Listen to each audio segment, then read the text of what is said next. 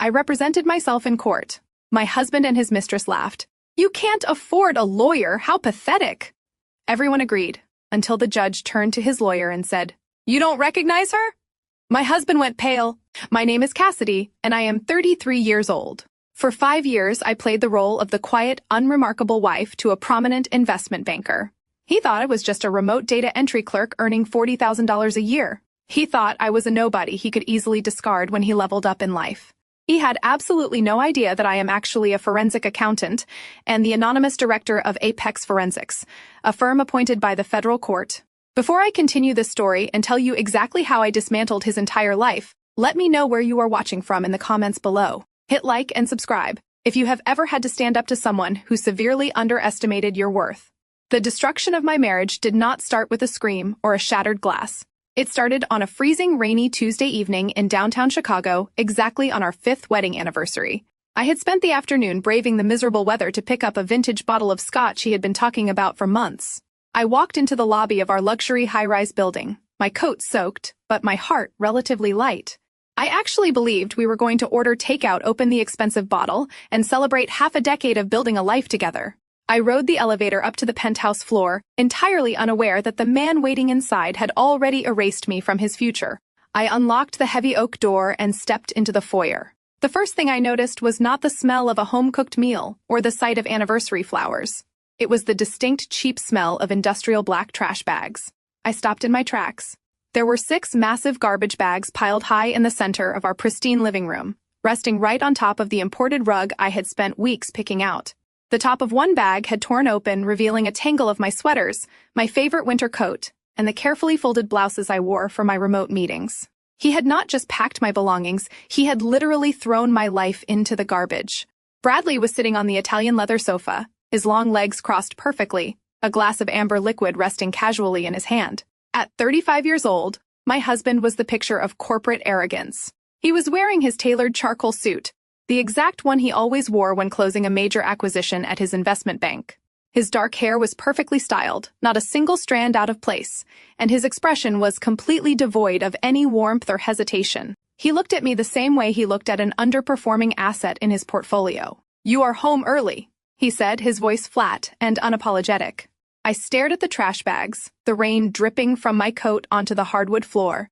"What is this, Bradley? What are my clothes doing in garbage bags? Today is our anniversary."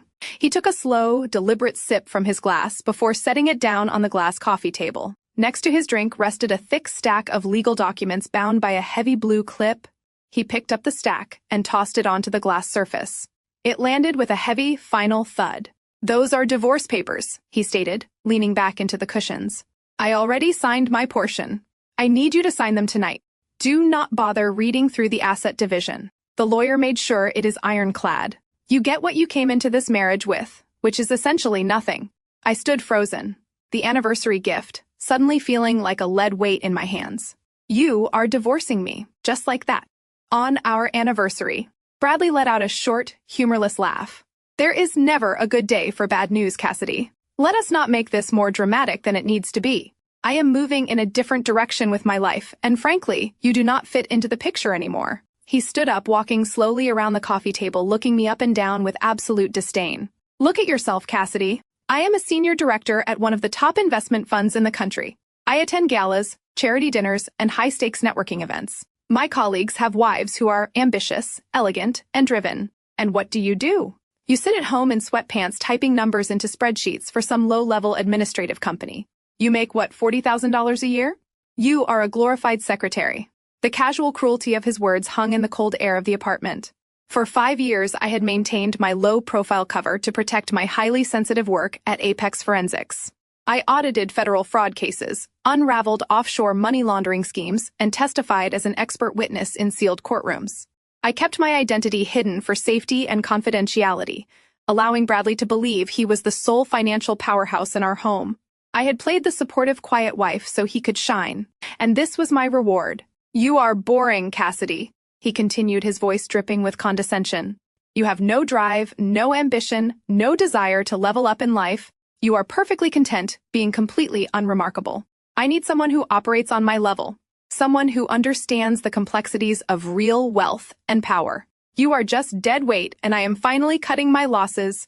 I looked at the trash bags containing the clothes I had worn. While quietly paying half the mortgage on this very apartment money, I funneled through a discreet trust so he could maintain the illusion of being the sole provider. I looked at the divorce papers resting on the table. A lesser woman would have cried. A lesser woman would have fallen to her knees, begged him to reconsider, or screamed about the injustice of throwing away 5 years of loyalty. But I did not cry. My analytical mind, the same mind that hunted down white-collar criminals for the federal government, instantly detached from the emotional betrayal and shifted into total survival mode. He thought I was an uneducated, unremarkable data entry clerk who would just quietly sign away her rights and vanish into the night. He thought I lacked the resources to fight him. He was relying on my supposed poverty to bully me into a swift, uncontested exit. "I need you out by midnight," Bradley added, checking his luxury watch as if I were a late appointment. He was eager to dismiss. "The bags are packed. Leave your keys on the counter. I have an early meeting tomorrow, and I do not want to wake up to your tears. Just sign the papers, take your garbage, and go back to whatever mediocre life you came from." I looked him dead in the eyes, my expression a completely blank slate. I did not raise my voice. I did not show him a single ounce of the rage boiling just beneath my skin. I simply nodded, turned on my heel, and walked out the door, leaving the anniversary gift sitting on the entry table. He had no idea that by kicking me out, he had just invited the most ruthless financial investigator in the country to completely dismantle his entire existence. Before I could even process the absolute audacity of his demand, the soft rhythmic sound of bare feet descending the hardwood spiral staircase broke the silence of the room. I shifted my gaze past my husband. A woman was walking down the steps, trailing her hand along the glass railing with the casual entitlement of someone who already believed she owned the place. She was young, maybe 27, with sleek blonde hair perfectly blown out and a manicured appearance that screamed expensive maintenance. But it was not her youth or her striking features that caught my attention. It was what she was wearing. She was wrapped in my ivory silk robe. Not just any robe, but a custom piece I had commissioned from a boutique in Milan during a solo business trip I had claimed was just a boring data entry seminar. The silk pooled around her ankles as she stepped off the last stair and glided across the living room to stand directly beside Bradley. She slipped her arm through his, resting her head against his tailored shoulder, looking at me with an expression of pure, unadulterated pity. Bradley did not flinch. He did not look ashamed or apologetic. He simply wrapped his arm around her waist, pulling her closer. "This is Vanessa." He stated his tone as casual as if he were introducing a new colleague at a networking event. "She is a corporate attorney at Cole & Partners. We have been seeing each other for the past 8 months. Vanessa understands the pressures of my industry. She operates in the same circles I do. She is exactly the kind of partner I need by my side as I transition to the next phase of my career." Vanessa offered a tight, patronizing smile. She looked at the trash bags piled on the floor, then back at my wet coat. "I know this must be difficult for you to process, Cassidy," she said, her voice dripping with a sickly sweet condescension. "But you have to be realistic about this situation. Bradley and I are building a future together. A future that requires a certain standard of living and a certain caliber of social standing. You and he are simply incompatible." I stared at her, my face completely impassive. I watched the way she adjusted the lapels of my silk robe. I filed away her name, her age, and her law firm in my mind. Cole & Partners was a prestigious firm notorious for their aggressive litigation tactics. They charged exorbitant fees and catered exclusively to the ultra-wealthy. A junior attorney like Vanessa would be arrogant, hungry for partnership, and dangerously overconfident. "I think you should just sign the papers tonight and leave quietly," Vanessa continued, stepping slightly forward. "Bradley has been more than generous by packing your things for you. Do not make this a messy legal battle. I have seen women in your position try to fight back, and it always ends poorly for them. Do not bother wasting your energy trying to find a lawyer." She let out a soft, mocking laugh, glancing up at Bradley before turning her sharp eyes back to me. "My hourly consulting fee at the firm equals your entire monthly salary typing on a keyboard. You make what, barely $40,000 a year. A decent divorce attorney will demand a retainer of at least $20,000 just to open your file. You cannot afford to fight us. You cannot even afford to walk into the lobby of a reputable law firm. Just accept that you are out of your depth and walk away." The sheer arrogance of her statement was almost comical. She was standing in my house wearing my custom clothing, lecturing me about my finances, based on a fabricated tax return I had carefully engineered to keep Bradley in the dark. She thought she had me completely cornered. "It gets worse." Cassidy Bradley chimed in, pulling his phone from his pocket. He tapped the screen a few times and held it up. The bright display showed our joint banking application. The balance on the screen read 0. I froze, narrowing my eyes at the digital numbers. I transferred all the funds to a secure individual account this morning, Bradley explained, a triumphant smirk playing on his lips. I also contacted the credit card companies. Your name has been removed as an authorized user on the platinum cards, and I have frozen the standard joint accounts. You currently have exactly whatever cash is sitting in your wallet. You emptied our accounts, I stated, keeping my voice dangerously quiet. You shut off my credit cards. I am protecting my assets, he corrected smoothly. I earned that money. My bonuses, my investments, my long hours at the firm built this wealth. You contributed a pathetic administrative salary that barely covered our monthly grocery bill. I am not going to let a disgruntled soon-to-be ex-wife drain my hard-earned capital out of spite. I looked around the expansive living room, taking in the floor-to-ceiling windows overlooking the city skyline, the imported marble fireplace, the custom lighting fixtures. This apartment cost nearly $2 million. What about the house? I asked, my voice steady. I paid half the down payment when we bought this place 5 years ago. I wired $80,000 from my personal savings. You cannot just throw me out of a property I have equity in. Vanessa actually chuckled, shaking her head as if I were a slow child, failing to grasp a basic math concept. Oh, Cassidy, you really do not understand how the world works, do you? Bradley smirked, slipping his phone back into his pocket. We used your $80,000, yes. But do you remember the mountain of paperwork we signed at the closing? You were so overwhelmed by the legal jargon that you just signed wherever the broker pointed. I had my personal attorney draft a secondary agreement. Your contribution was legally categorized as a gift toward the purchase, not an equity stake. The deed to this penthouse is solely in my name. The mortgage is solely in my name. You have zero legal claim to this property. I stared at him, letting the silence stretch. I knew exactly what paperwork I had signed 5 years ago. I knew every loophole, every clause, and every hidden liability in that contract. I had allowed him to put the deed in his name to shield the asset from potential federal scrutiny related to my undercover audits. He thought he had outsmarted me with a basic real estate maneuver. He had no idea that by claiming sole ownership of the property, he was also claiming sole liability for the massive undeclared tax liens I had quietly attached to it through a shell company.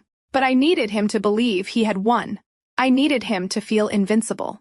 So you are throwing me out into the rain, I said, making my voice tremble just slightly.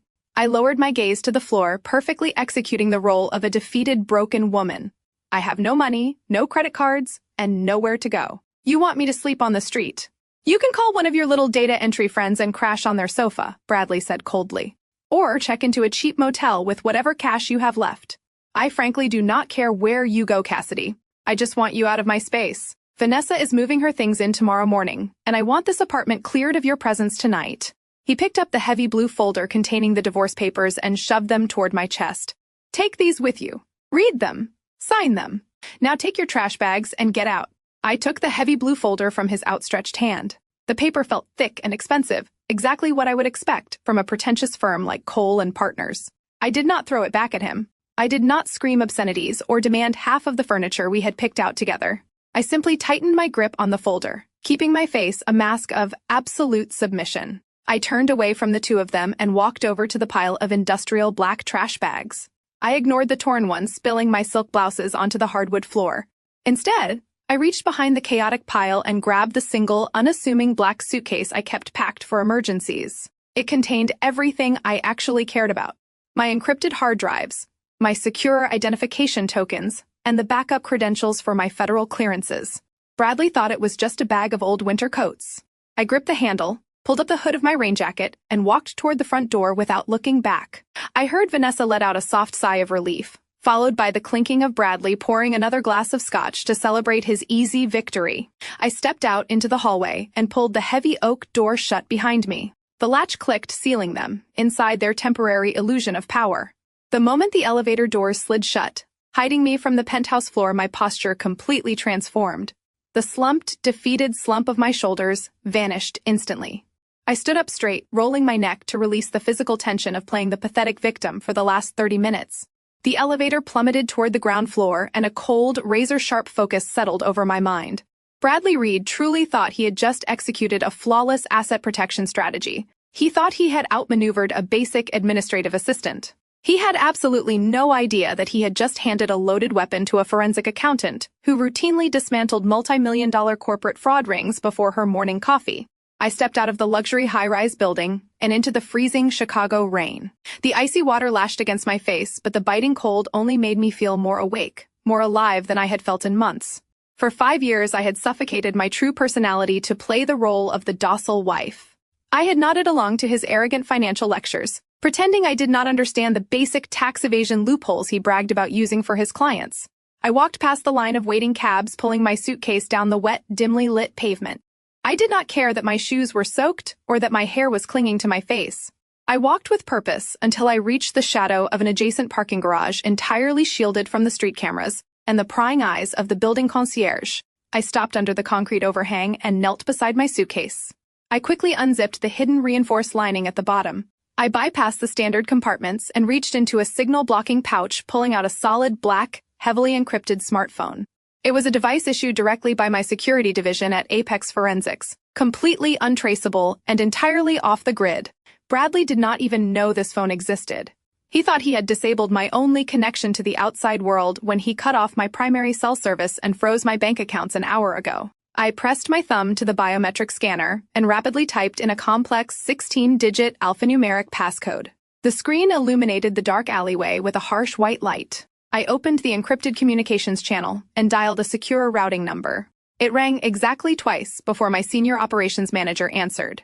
His name was Cameron, and he was sitting in our secure data facility on the top floor of the financial district, surrounded by the best financial analysts in the country. "Good evening," Director Cameron said, his voice crisp and strictly professional over the encrypted line. "Are you secure?" "I am entirely secure," I replied, my voice cutting sharply through the sound of the pouring rain. "I need you to initiate a Level 4 forensic audit protocol immediately. Target is Bradley Reed." Cameron did not hesitate or ask unnecessary questions. "Understood. What are the specific parameters for the sweep?" I watched the rain wash over the dark pavement, a cold smile finally breaking across my face. "Sweep every single transaction Bradley Reed has made over the past 5 years. Dig into the hidden offshore accounts he manages. Track every single wire transfer he pushed through the Cayman Islands and pull the metadata on his encrypted corporate emails. I want his offshore tax evasion strategies mapped out. I want his corporate embezzlement footprints traced. I want every dirty financial secret he thinks he has buried brought to the surface. I want his entire financial existence dissected down to the last penny." Cameron audibly typed across his mechanical keyboard, the rapid clicking echoing through the phone's speaker. "The firewall bypass is initiating now, Director. We are accessing the banking mainframes using our federal oversight authorization. We will have the preliminary data mapped and categorized by morning." "Do we notify the Federal Oversight Committee regarding his ties to the investment fund?" "Not yet," I instructed smoothly, keeping my voice perfectly level. "We gather the ammunition first. I want a complete financial autopsy before we bring the hammer down. Bradley just signed a document claiming all assets as his own to keep them away from me. He thinks he is protecting his wealth, but he just legally claimed sole responsibility for millions of dollars in undeclared offshore funds. He tied the noose around his own neck. Let him think he holds all the cards. Let him get incredibly comfortable in his arrogance. The game begins now." I ended the call and slipped the ghost phone back into my pocket. The rain continued to pour down on the Chicago streets, washing away the last remaining traces of the naive, subservient wife I had pretended to be. I hailed a passing black car, giving the driver the address to my secure corporate loft downtown, a property Bradley knew absolutely nothing about. I leaned back against the leather seats of the car, watching the city lights blur through the rain-streaked window. My mind was already calculating the next phases of the operation. Bradley had made a fatal error by introducing Vanessa tonight. She was a junior attorney at Cole & Partners, a firm that prided itself on defending wealthy clients with aggressive, often unethical tactics. By bringing her into our apartment and flaunting her as his new partner, he had inadvertently given me the exact connection I needed. Vanessa was not just his mistress. She was his legal shield, helping him route dirty money through shell companies, under the guise of attorney-client privilege. She thought she was untouchable because of her law degree. She had no idea that Apex Forensics specialized in piercing attorney-client privilege when major fraud was involved. They were both so blinded by their own narcissism that they could not see the massive trap they were walking into. I closed the blue folder and rested it on my lap. Tomorrow, I would start playing the role of the desperate, abandoned woman. I would let them push me into a corner, I would let his family mock my apparent poverty. I would let them all dig their graves a little deeper, because when the time came to finally reveal exactly who they were dealing with, I wanted them to have absolutely no way out. 4 days passed before I was forced to step back into their toxic orbit. I had zero intention of engaging with the Reed family ever again, but Bradley had deliberately retained the one item I actually valued. It was a vintage silver locket, the only physical piece of evidence I had left of my biological mother before I entered the foster care system. He knew its immense sentimental value, which meant he knew I would eventually have to come back to retrieve it. I pulled my modest 5-year-old sedan into the sweeping circular driveway of Patricia Reed Opulent's suburban estate. The driveway was already packed with a fleet of high-end luxury vehicles. I parked near the very edge of the property, taking a deep, steadying breath before walking up to the massive, custom double doors. The housekeeper let me in, her eyes immediately darting away in obvious discomfort. She knew exactly what I was walking into. The heavy, rich scent of roasted lamb and expensive designer perfume drifted from the formal dining room down the hall. I did not bother taking off my coat. I walked straight down the corridor toward the sound of clinking crystal glasses and boisterous, arrogant laughter. I stopped in the arched doorway of the dining room, framing myself against the heavy mahogany trim. The entire family was gathered for Patricia mandatory Sunday dinner, a weekly ritual designed solely to stroke her fragile ego. Trent Bradley, older brother at 38, was aggressively pouring himself a heavy second glass of bourbon. His eyes were slightly bloodshot, and his phone vibrated relentlessly on the table next to his plate, a clear sign of the massive underground gambling debts my forensic team had already uncovered. Sitting quietly beside him was his wife, Naomi. She was a stunning African-American woman, with sharp, incredibly observant eyes, dressed in an elegant emerald sheath dress. Naomi was the only person in this entire family who possessed any actual intelligence, and she was currently watching the room with the quiet, calculating intensity of someone playing a very dangerous game. At the absolute head of the long mahogany table sat Patricia. She was 60 years old, dripping in diamonds, purchased entirely with her late husband. Wealth, her face pulled tight by highly expensive cosmetic procedures. And sitting directly to Patricia right, occupying the exact chair that had been mine for the last 5 consecutive years, was Vanessa. The young attorney wore a tailored designer dress that cost more than the average person made in a month, sipping her wine with a look of extreme self-satisfaction. The loud laughter abruptly died the exact second my sensible scuffed work heels clicked against the hardwood floor. Bradley noticed me first. He leaned back in his chair, draping his arm casually over the back of Vanessa's seat, a cruel smirk forming on his lips. Patricia set down her wine glass with a sharp, deliberate clink that echoed across the quiet room. She did not offer me a seat. She did not ask the staff to fetch me a plate. She simply looked at my plain gray cardigan and practical dark trousers with absolute, unfiltered revulsion. "I am only here for the silver locket Bradley kept," I stated, keeping my voice perfectly even and entirely devoid of any emotion. "Give it to me, and I will leave you to your evening." Patricia let out a high, breathy laugh that grated violently against my ears.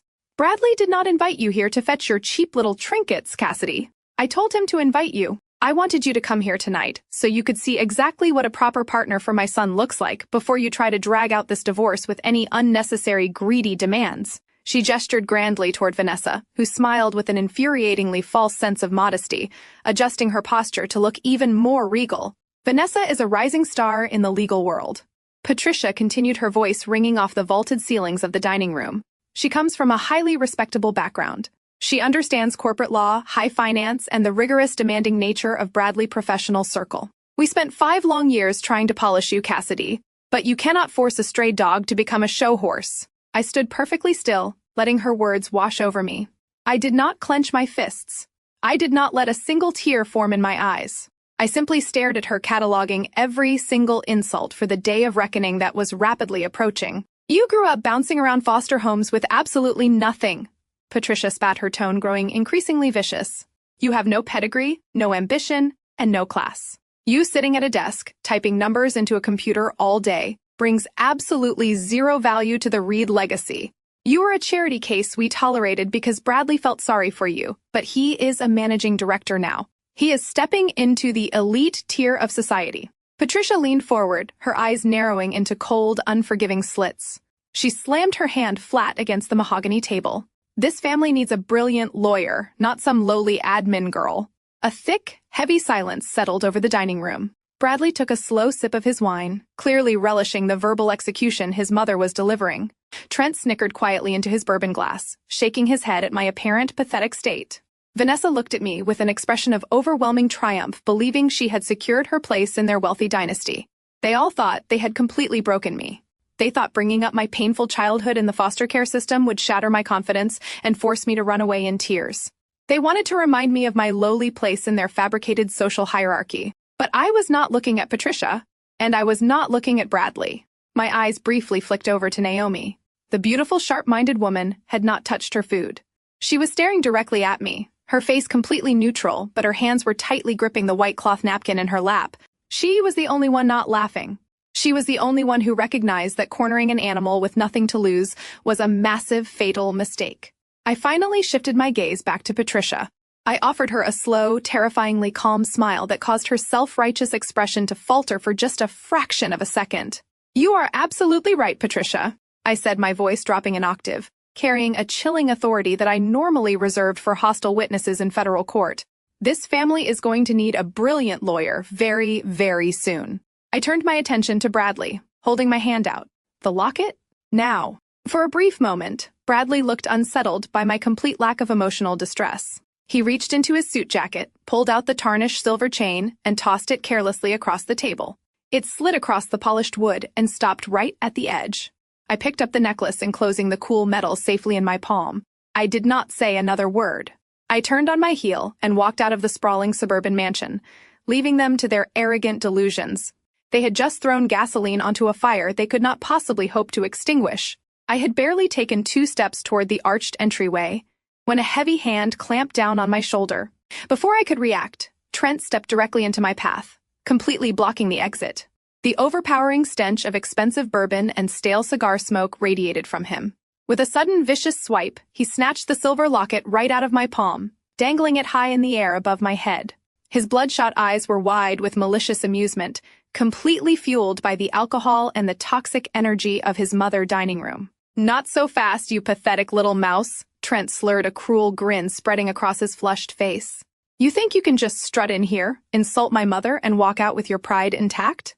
I saw that rusted 5-year-old piece of junk sedan you parked at the edge of the driveway. It is an absolute embarrassment to have that eyesore sitting on our property. You are a joke, Cassidy. You always have been." The entire table erupted into laughter. Patricia clapped her manicured hands together, thoroughly enjoying the spectacle of her eldest son bullying a woman he deemed beneath him. Vanessa let out a high-pitched giggle, leaning closer to Bradley, as if watching an entertaining theatrical performance. "If you think you are so tough," Trent challenged, stepping closer to me, waving the locket tauntingly, "why do you not take us to court? Go ahead, sue my brother for half of his assets. I dare you. Let us see how far your pathetic administrative salary gets you when you try to hire a lawyer to go up against Cole and Partners. You would be bankrupt before the first filing." I kept my expression entirely neutral, staring blankly at Trent's chest, rather than giving him the satisfaction of looking up at the stolen necklace. I was calculating the exact legal definition of theft and coercion, filing away the details of his aggressive physical contact for the inevitable criminal charges that would follow his impending financial ruin. Bradley pushed his chair back and stood up. He picked up a freshly poured, oversized crystal glass of deep red vintage wine from the table. He walked slowly toward me, his expensive leather shoes completely silent against the hardwood floor. He stopped right beside his brother, looking at me with an expression of pure, unadulterated contempt. "My brother is absolutely right," Cassidy Bradley said, his voice smooth and incredibly dangerous. "You have gotten entirely too comfortable, speaking out of turn. You need a harsh reminder of exactly where you stand in the real world." Without a single ounce of hesitation, Bradley tilted his wrist. The dark, crimson wine poured directly from the crystal glass, splashing violently across the front of my gray cardigan and completely soaking my white blouse. The cold liquid seeped instantly through the fabric, chilling my skin. The dark red stains bloomed like open wounds across my chest. The dining room exploded into a chorus of arrogant, cruel laughter. Patricia let out a delighted gasp, bringing her hand to her mouth in mock shock while her eyes gleamed with absolute malice. Vanessa smiled smugly, crossing her arms over her chest, thoroughly enjoying my public humiliation. Even the housekeeper quickly averted her eyes, silently retreating into the kitchen to avoid witnessing the brutal degradation. I did not gasp. I did not flinch. I did not try to wipe the dripping wine from my ruined clothes. I stood perfectly still, letting the freezing liquid drip down my front and onto the pristine hardwood floor. My mind was a steel trap. They wanted a reaction. They wanted me to scream, to cry, to beg for mercy. I refused to give them a single drop of satisfaction. Vanessa stood up gracefully and walked over to the mahogany console table near the entryway. She picked up a crisp, legal-sized document and a heavy gold pen. She walked over to me, her designer heels clicking rhythmically, and held the document out. "This is a comprehensive waiver of marital assets," Vanessa stated, her tone dripping with professional arrogance. "It legally strips you of any right to claim alimony, spousal support, or any equity in the penthouse. It is completely binding. Bradley had me draft it this morning." Bradley took the silver locket from Trent, hand-holding the delicate chain between his fingers. He dangled my mother, only keepsake, right in front of my face. "Here are your options," Cassidy Bradley said coldly. "You take this gold pen, you sign your name on the dotted line, and you give up any ridiculous, greedy delusion you have about touching my money. If you do that, I will give you back this cheap little piece of junk metal. If you refuse to sign, I will drop this locket down the garbage disposal tonight and grind it into silver dust. The choice is yours." I looked at the document in Vanessa's hand. My highly trained legal mind instantly dissected the situation. Signing a legal waiver while covered in spilled wine, surrounded by hostile individuals, and under the explicit threat of property destruction was the textbook definition of signing under duress. Any competent judge would throw this document out of court in less than 30 seconds. It was legally worthless. It was garbage. But Bradley and Vanessa were too blinded by their own narcissism and false sense of supremacy to realize they were committing a massive procedural error. They wanted me to sign it to stroke their egos. They wanted absolute submission. I reached out and took the gold pen from Vanessa's hand. I did not say a word. I pressed the document against the hard surface of the console table and signed my name with a perfectly steady, fluid motion. I handed the pen back to Vanessa, who snatched the document away with a triumphant, victorious smirk. Bradley laughed, a harsh, dismissive sound. He did not hand the locket to me. He simply dropped it onto the floor, letting it clatter against the hardwood right beside my wet, sensible shoes. "Good girl," Bradley sneered, turning his back on me to walk back to the dining table. "Now get out of my mother house before you stain the rugs." I slowly bent down and picked up the silver locket. I brushed a single speck of dust from its surface and clasped it tightly in my hand. As I stood back up, my eyes locked directly onto Naomi. She was still sitting at the table, her hands clenched so tightly in her lap that her knuckles were white. Her dark eyes were blazing with a silent, intense fury directed entirely at her husband and his repulsive family. She gave me a fraction of a nod, an almost imperceptible movement that confirmed exactly what I needed to know. The alliance was formed. I turned around and walked out into the cold night air, my wine-soaked clothes clinging to my skin. They thought they had broken me. They thought they had won the war by winning a single pathetic battle. They had absolutely no idea that I was already drafting the federal indictments that would tear their entire empire down to the ground. Before my hand could even brush the heavy brass handle of the front door, a sudden and violent crash echoed from the dining room behind me. The sharp sound of shattering crystal cut through the arrogant laughter of the Reed family. I stopped in my tracks and turned around. Naomi had suddenly knocked over a massive glass water pitcher, sending an absolute tidal wave of ice water cascading across the mahogany table and directly onto Trent's lap. Trent jumped up, cursing loudly, as the freezing water soaked his expensive trousers. Patricia shrieked frantically, pulling her diamond bracelets away from the spreading puddle. In the midst of the engineered chaos, Naomi stumbled backward, her emerald dress swishing as she forcefully grabbed my arm to steady herself. Her fingers dug into my wine-soaked cardigan with an iron grip. "I am so clumsy tonight," Naomi announced, her voice pitched loud enough for the entire room to hear over Trent's aggressive swearing.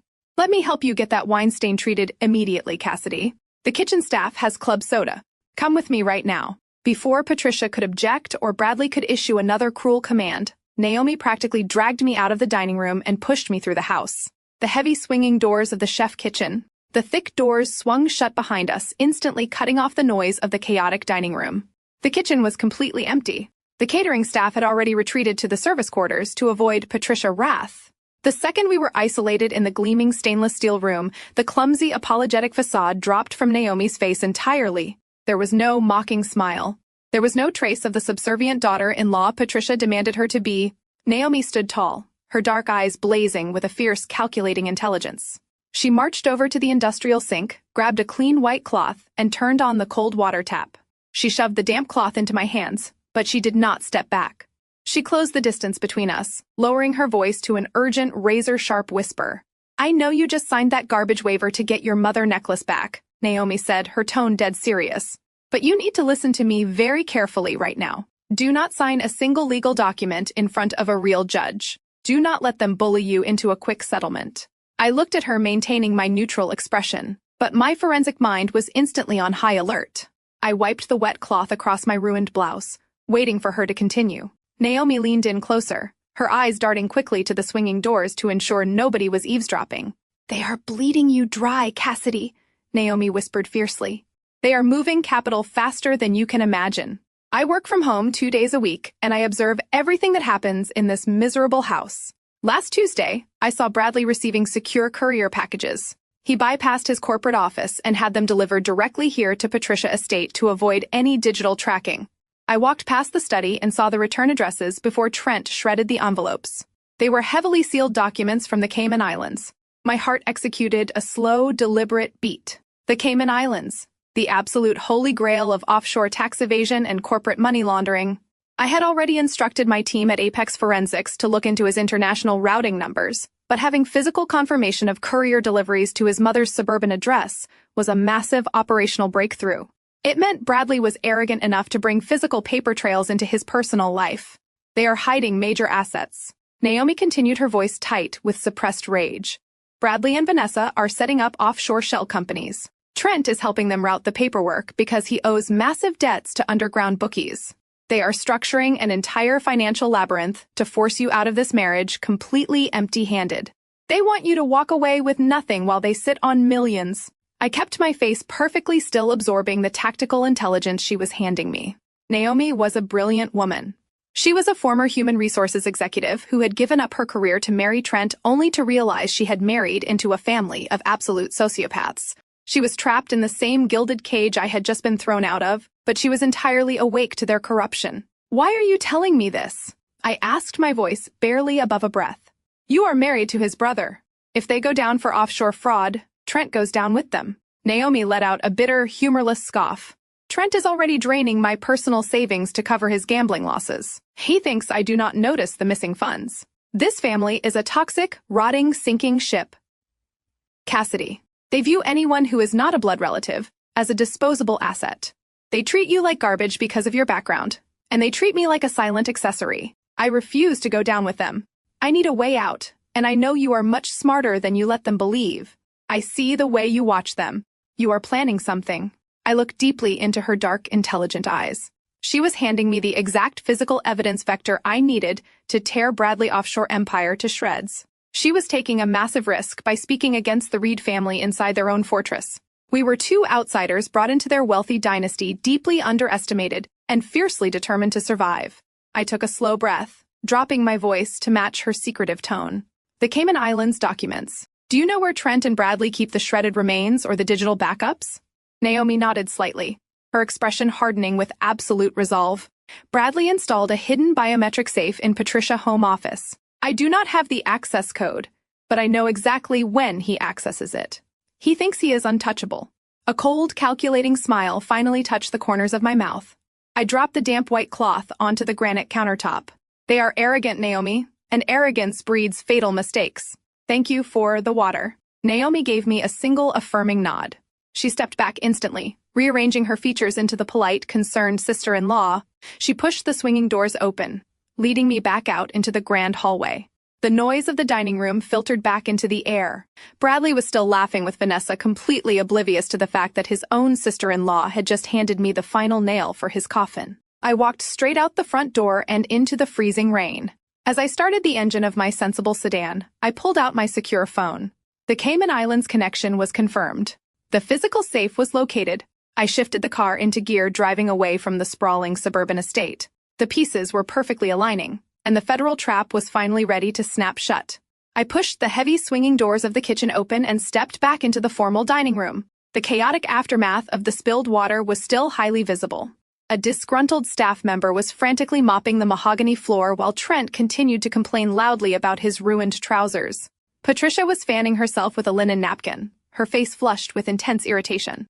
Bradley and Vanessa were whispering to each other, their heads bent close together in a sickening display of manufactured intimacy. They looked up the exact second I entered the room, their expressions instantly hardening back into that familiar arrogant condescension. They fully expected me to slink along the wall, thoroughly defeated, completely humiliated by the dark wine soaking my clothes, and beg for the return of my property. They anticipated a broken woman who had just signed away her financial future under extreme duress. I did not break my stride.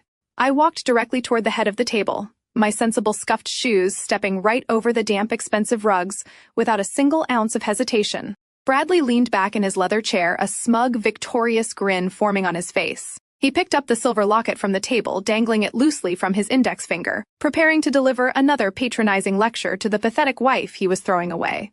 He opened his mouth to speak, highly likely to demand another display of subservience. Before handing over the cheap piece of metal, I did not give him the chance.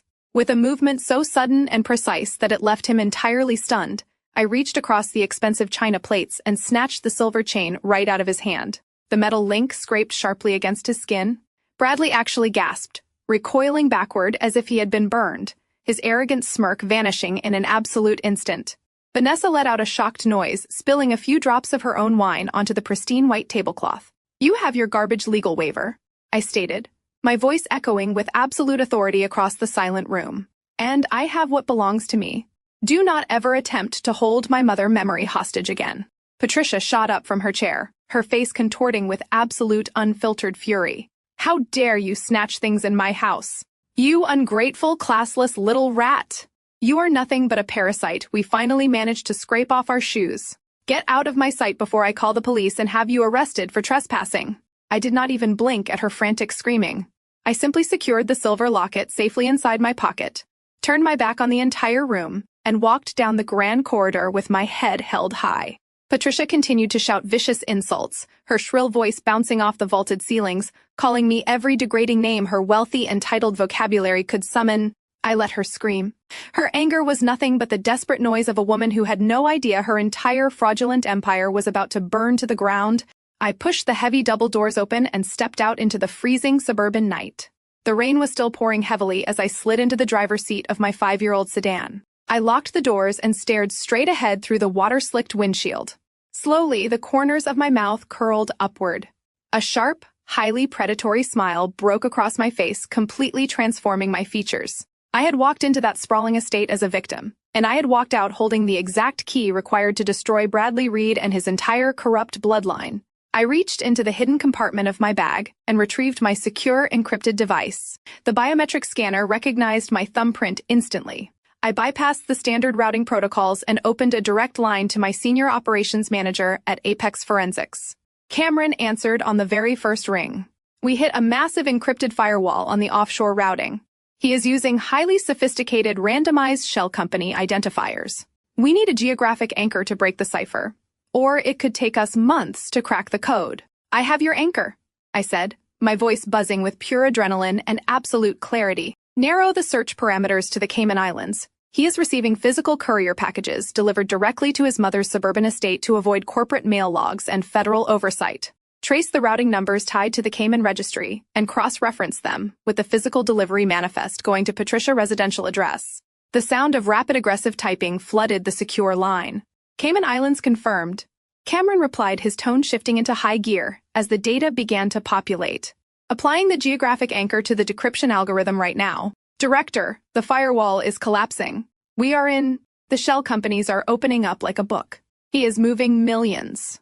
I leaned my head back against the headrest, closing my eyes as the satisfaction washed over me. Bradley thought he was a financial genius. He thought hiding physical documents at his mother house made him untraceable. He failed to realize that the most dangerous threat to his freedom was not the federal government.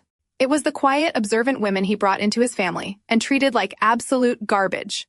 Naomi had just handed me the master key to the vault, download every single ledger I ordered softly into the phone, map the entire money laundering network, flag every transfer Vanessa authorized, and tag every account Trent used to cover his gambling debts. Build the entire web. "Understood," Director Cameron said. "This is going to be a bloodbath." I shifted the car into gear, my headlights cutting through the dark, rainy street. We are about to show the Reed family exactly what a classless administrative assistant can really do. The intelligence gathering phase was officially complete. It was time to start setting the legal traps that would ensure none of them ever saw the outside of a federal prison cell. The morning after the disastrous Sunday dinner, I sat behind the massive glass desk in my actual office. Located on the 42nd floor of a secure high-rise in downtown Chicago, the headquarters of Apex Forensics was a fortress of federal data analysis. Floor-to-ceiling windows offered a panoramic view of the financial district, a stark contrast to the miserable, cramped cubicle Bradley believed I occupied. The screens in front of me were illuminated with cascading rows of offshore banking data, cross-referencing the Cayman Island routing numbers Naomi had so brilliantly exposed. We were mapping Bradley Reed and his massive money laundering operation down to the very last digital cent. Suddenly, a red notification light flashed across my secure communications console. My chief of staff, a highly intelligent and ruthless former federal agent named Lauren, stepped into my office. Her expression was a mixture of deep professional focus and sharp amusement. "Director, we have an incoming call on the external cover line," Lauren stated, holding a sleek tablet. "The caller ID is verified as Bradley Reed." He routed the call through his corporate office directly to the main switchboard of Oakwood Data Solutions. Oakwood Data Solutions was the meticulously crafted shell company I used as my employment cover. To the outside world, and specifically to my husband, it was a mediocre, low-level administrative firm that processed mindless data entry for mid-tier clients. It was the perfect, boring alibi to explain my $40,000 salary and my flexible remote working hours. Bradley had clearly done a quick internet search this morning to locate their human resources department. A cold, razor-sharp smile touched the corners of my mouth. He was not satisfied with throwing wine on me and kicking me out into the rain. He wanted to ensure I was completely destitute. He wanted to sever my only supposed source of income so I would have absolutely no resources to hire an attorney. It was a classic, highly predictable move for a corporate narcissist. "Put him on the secure speaker," I ordered, leaning back in my leather ergonomic chair. "I will monitor the audio. Answer the call as the head of human resources. Let us see exactly how far he is willing to go to destroy a life he already thinks is pathetic." Lauren tapped the screen, routing the audio directly into my office. She cleared her throat instantly, shifting her demeanor into that of a stressed, mid-level corporate manager. "Oakwood Data Solutions. Human Resources. This is Lauren speaking. How may I help you?" The smooth, heavily polished voice of my husband filled my office. Bradley was using his absolute best investment banker tone. It was the exact voice he used when convincing wealthy clients to hand over their life savings. It dripped with manufactured charm and false sincerity. "Good morning, Lauren Bradley," began, pausing perfectly for dramatic effect. "My name is Bradley Reed. I am the managing director at a major financial institution here in the city. I am calling regarding one of your data entry clerks, Cassidy Reed, or I suppose she might be going by her maiden name now." Lauren feigned a polite, professional curiosity. "Yes, Mr. Reed. Cassidy is one of our remote administrative employees. Is there an emergency we need to be aware of?" "I am afraid there is a severe situation," Bradley said, lowering his voice to sound incredibly grave and deeply burdened. "I am currently going through a very difficult divorce with Cassidy. I am not calling to bring my personal drama into your workplace, but I felt a strong moral and ethical obligation to warn your company before you suffer a massive liability." I rested my chin on my hands, thoroughly enjoying the performance. He was painting himself as the noble, wealthy savior, warning the poor, defenseless small business. "What kind of liability, Mr. Reed?" Lauren asked, injecting the perfect amount of rising panic into her voice. Bradley let out a heavy, manufactured sigh.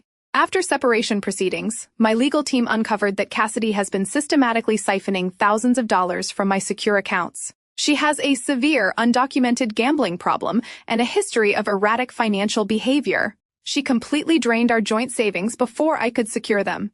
Knowing that she handles sensitive client data for your firm, I could not in good conscience let her continue working there without warning you. A woman desperate for cash will absolutely steal client credit card numbers or sell proprietary data. I am just trying to protect your business from her incoming legal fallout." It was a master class in psychological manipulation and defamation. He was accusing me of the exact financial crimes he was currently committing with his offshore shell companies. He was projecting his own massive fraud onto me to ensure I lost my pathetic $40,000 job. I pressed the mute button on my microphone, looking directly at Lauren through the glass partition. "Give him exactly what he wants," I instructed firmly. "Fire me. Make him feel like a god." Lauren nodded, taking a sharp, audible gasp into the telephone receiver.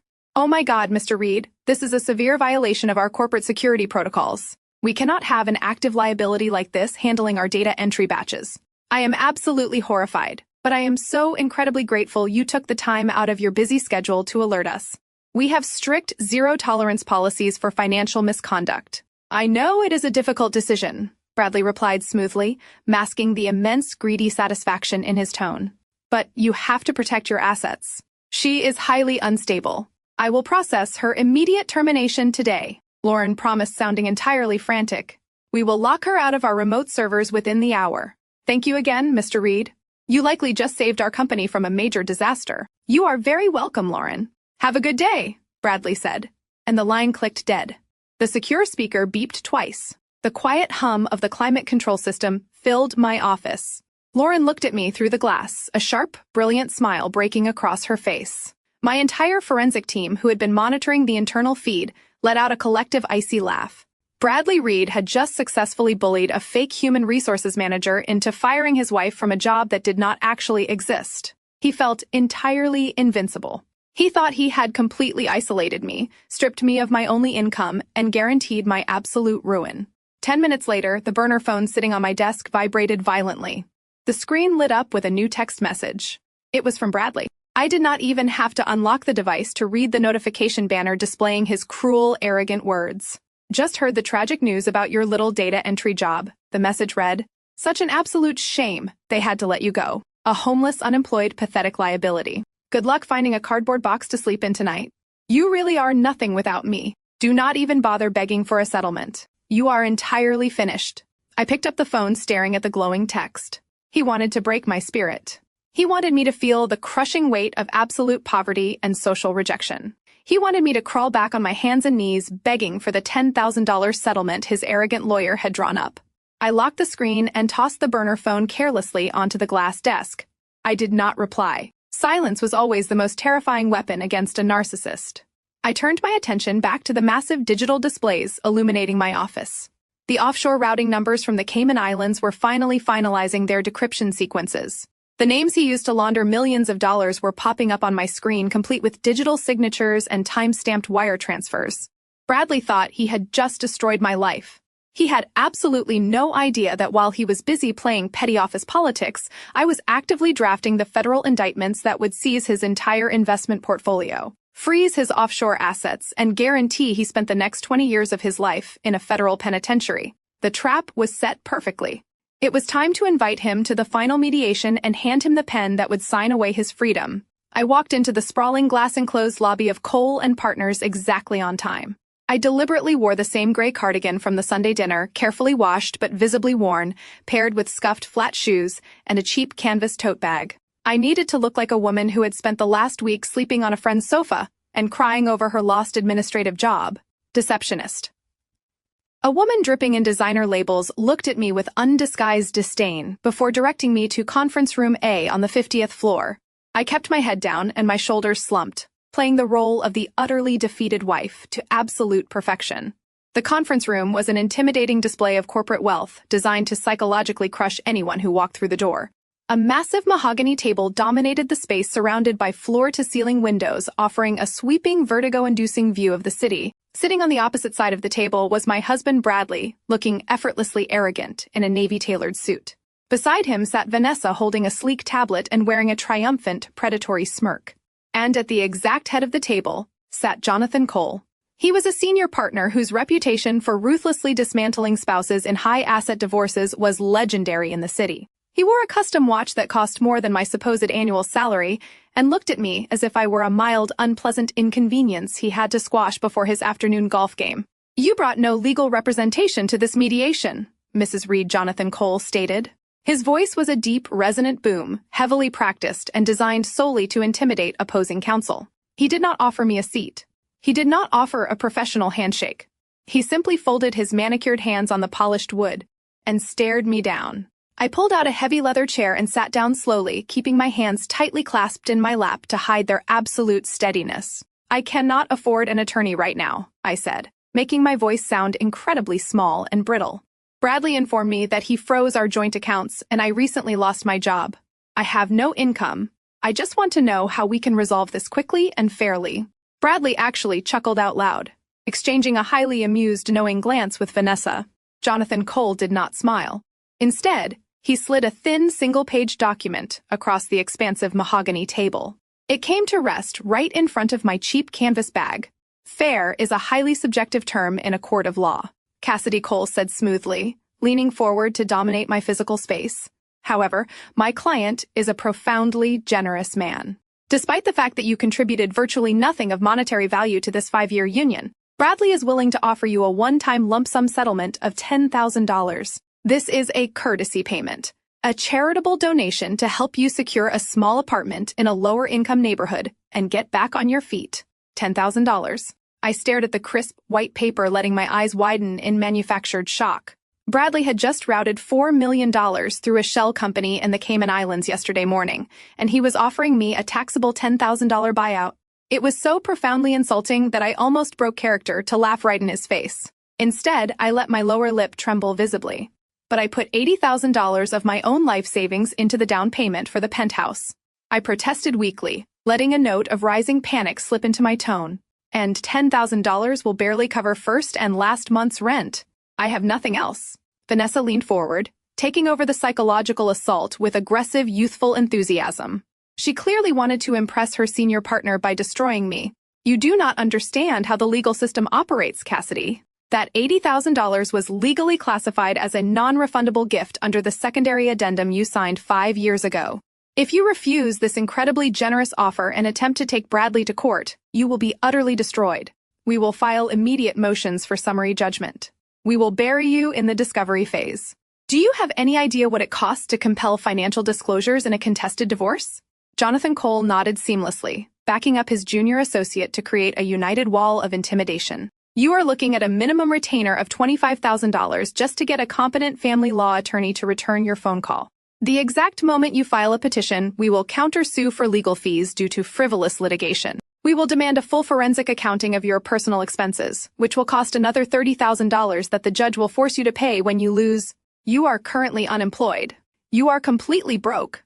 If you walk into a courtroom against this firm, you will not just walk out with nothing. You will walk out owing us hundreds of thousands of dollars in legal debt. You will be paying off this divorce for the rest of your natural life.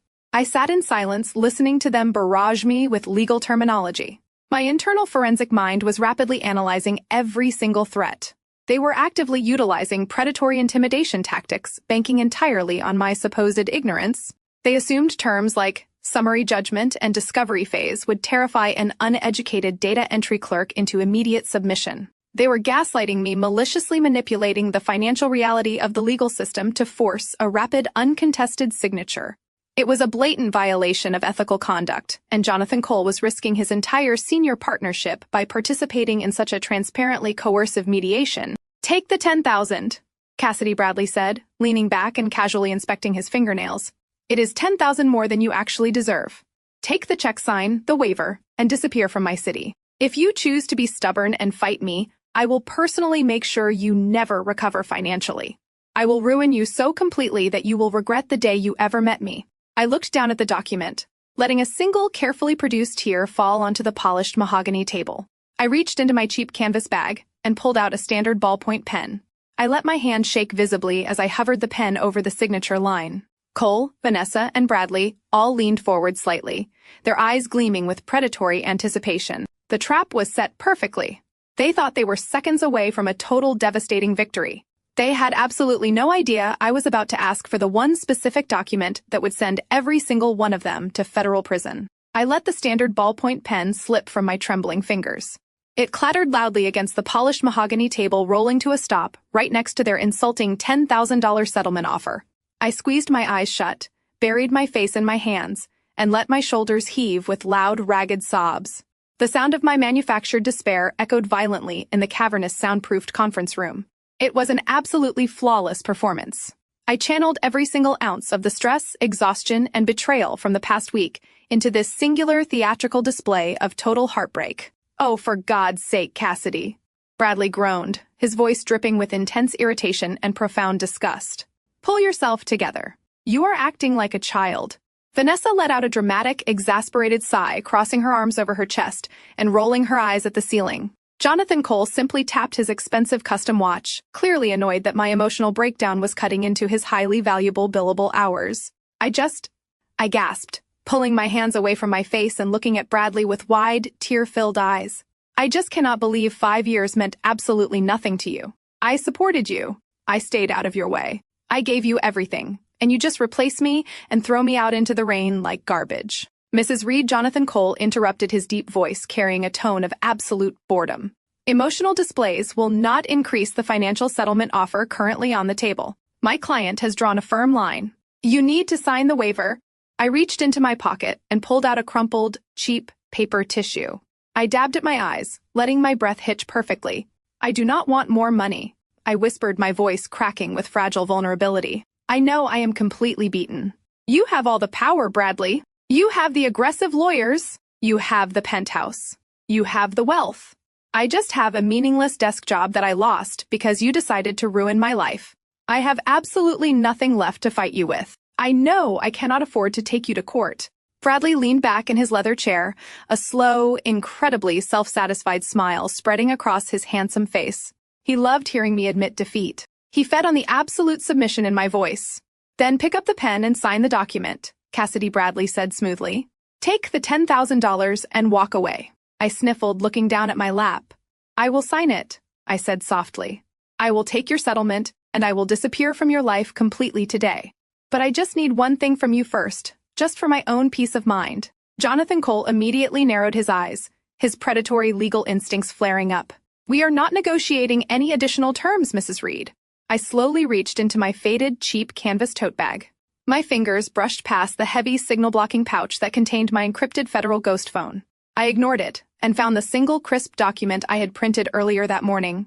I pulled it out with deliberately shaking hands and slid it across the expansive mahogany table, pushing it right next to their settlement offer.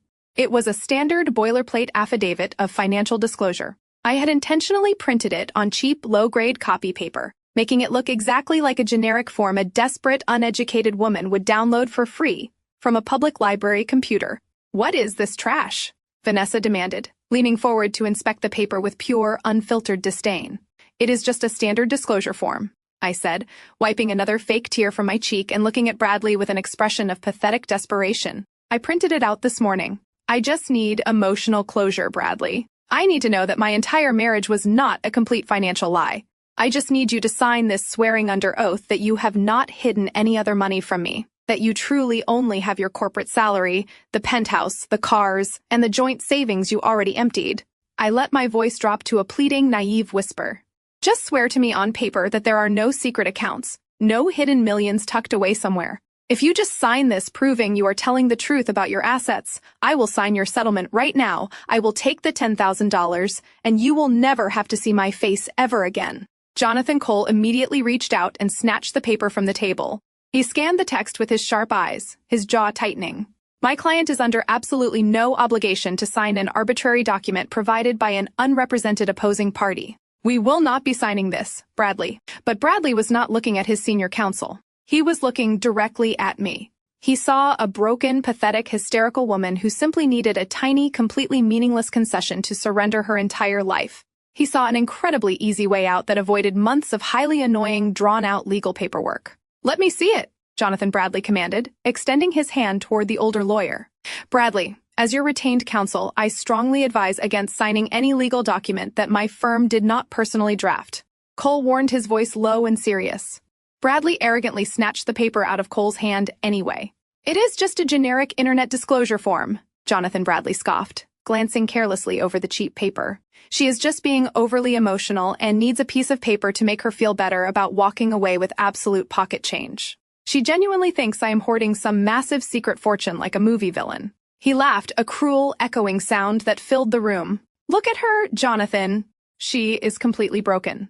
If my signature on this useless piece of paper gets her out of my life today, without a lengthy court battle, I am signing it. Vanessa leaned over Bradley's shoulder, peering at the document. She wanted to prove her worth to the senior partner, completely missing the massive federal trap hidden beneath the mundane legal formatting. It is just standard boilerplate language, Vanessa whispered confidently, confirming her boyfriend's arrogant assumption. It just affirms his current declared visible assets. It has no real teeth. It gets her out of our hair today.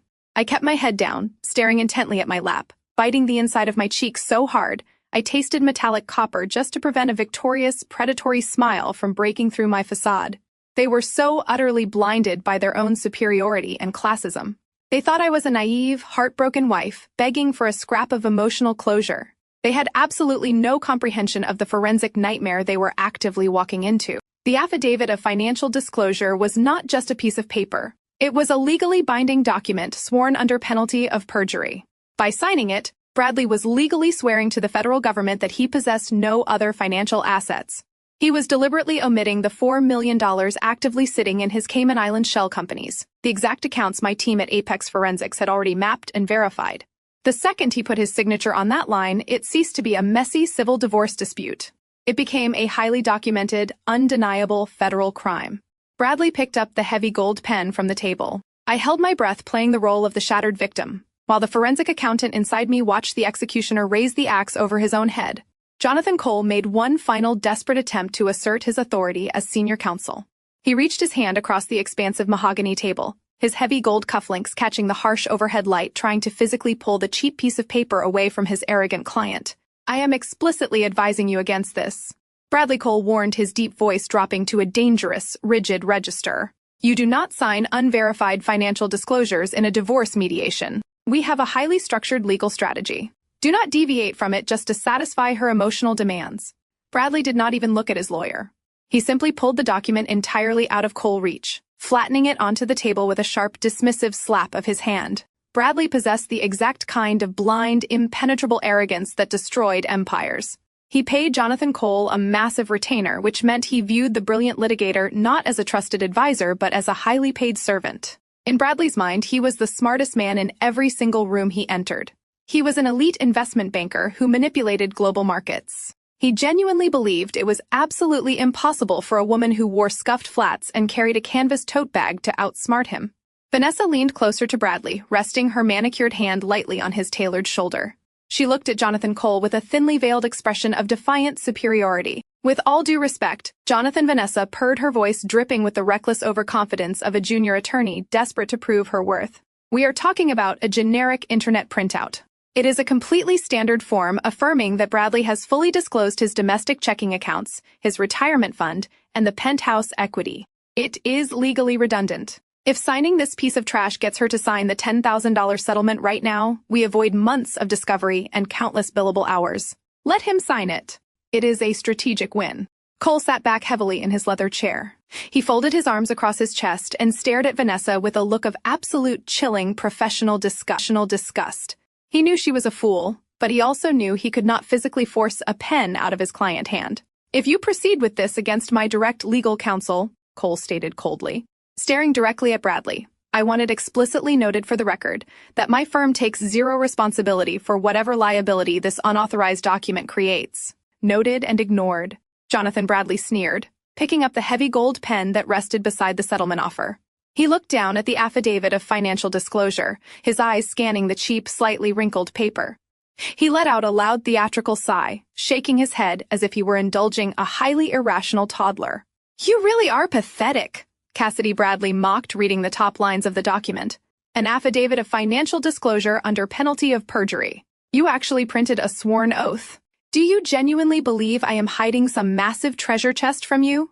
Do you think I have millions of dollars buried in the backyard or locked away in some offshore tax haven? He laughed again, a cruel echoing sound that bounced off the glass walls of the conference room. Vanessa joined in her high-pitched giggle, grating against the quiet tension of the room. They were openly laughing at the exact reality of their criminal enterprise. They were making a joke out of the $4 million, actively sitting in their Cayman Islands shell companies. They were laughing right in the face of the federal investigator, who had already mapped every single one of their illicit wire transfers. I kept my head bowed, my shoulders shaking in a perfectly manufactured display of quiet, defeated weeping. I just need to know the truth, I whispered, letting my voice crack with fragile desperation. I just need you to swear to it. Fine, Bradley declared, uncapping the gold pen with a sharp, definitive click. I swear to you, Cassidy. I swear to the courts. I swear to whoever you want. I possess absolutely zero undisclosed financial assets. My wealth is entirely visible and thoroughly documented. I have nothing to hide from you. He brought the pen down to the paper, I watched from beneath my eyelashes as the dark ink bled into the cheap fiber of the page. Bradley filled out the asset declaration boxes with aggressive sweeping strokes, drawing bold lines through the sections asking for international holdings, corporate equity, and offshore trusts. He was intentionally legally declaring those assets did not exist. He reached the bottom of the page and signed his name with a massive, arrogant flourish. Vanessa, wanting to cement her role as the victorious legal mastermind of the day, reached into her designer briefcase. She pulled out her official state notary stamp.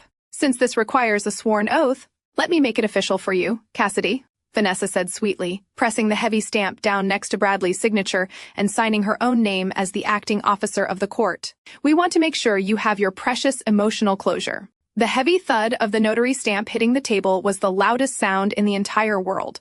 It was the sound of a steel trap slamming completely shut.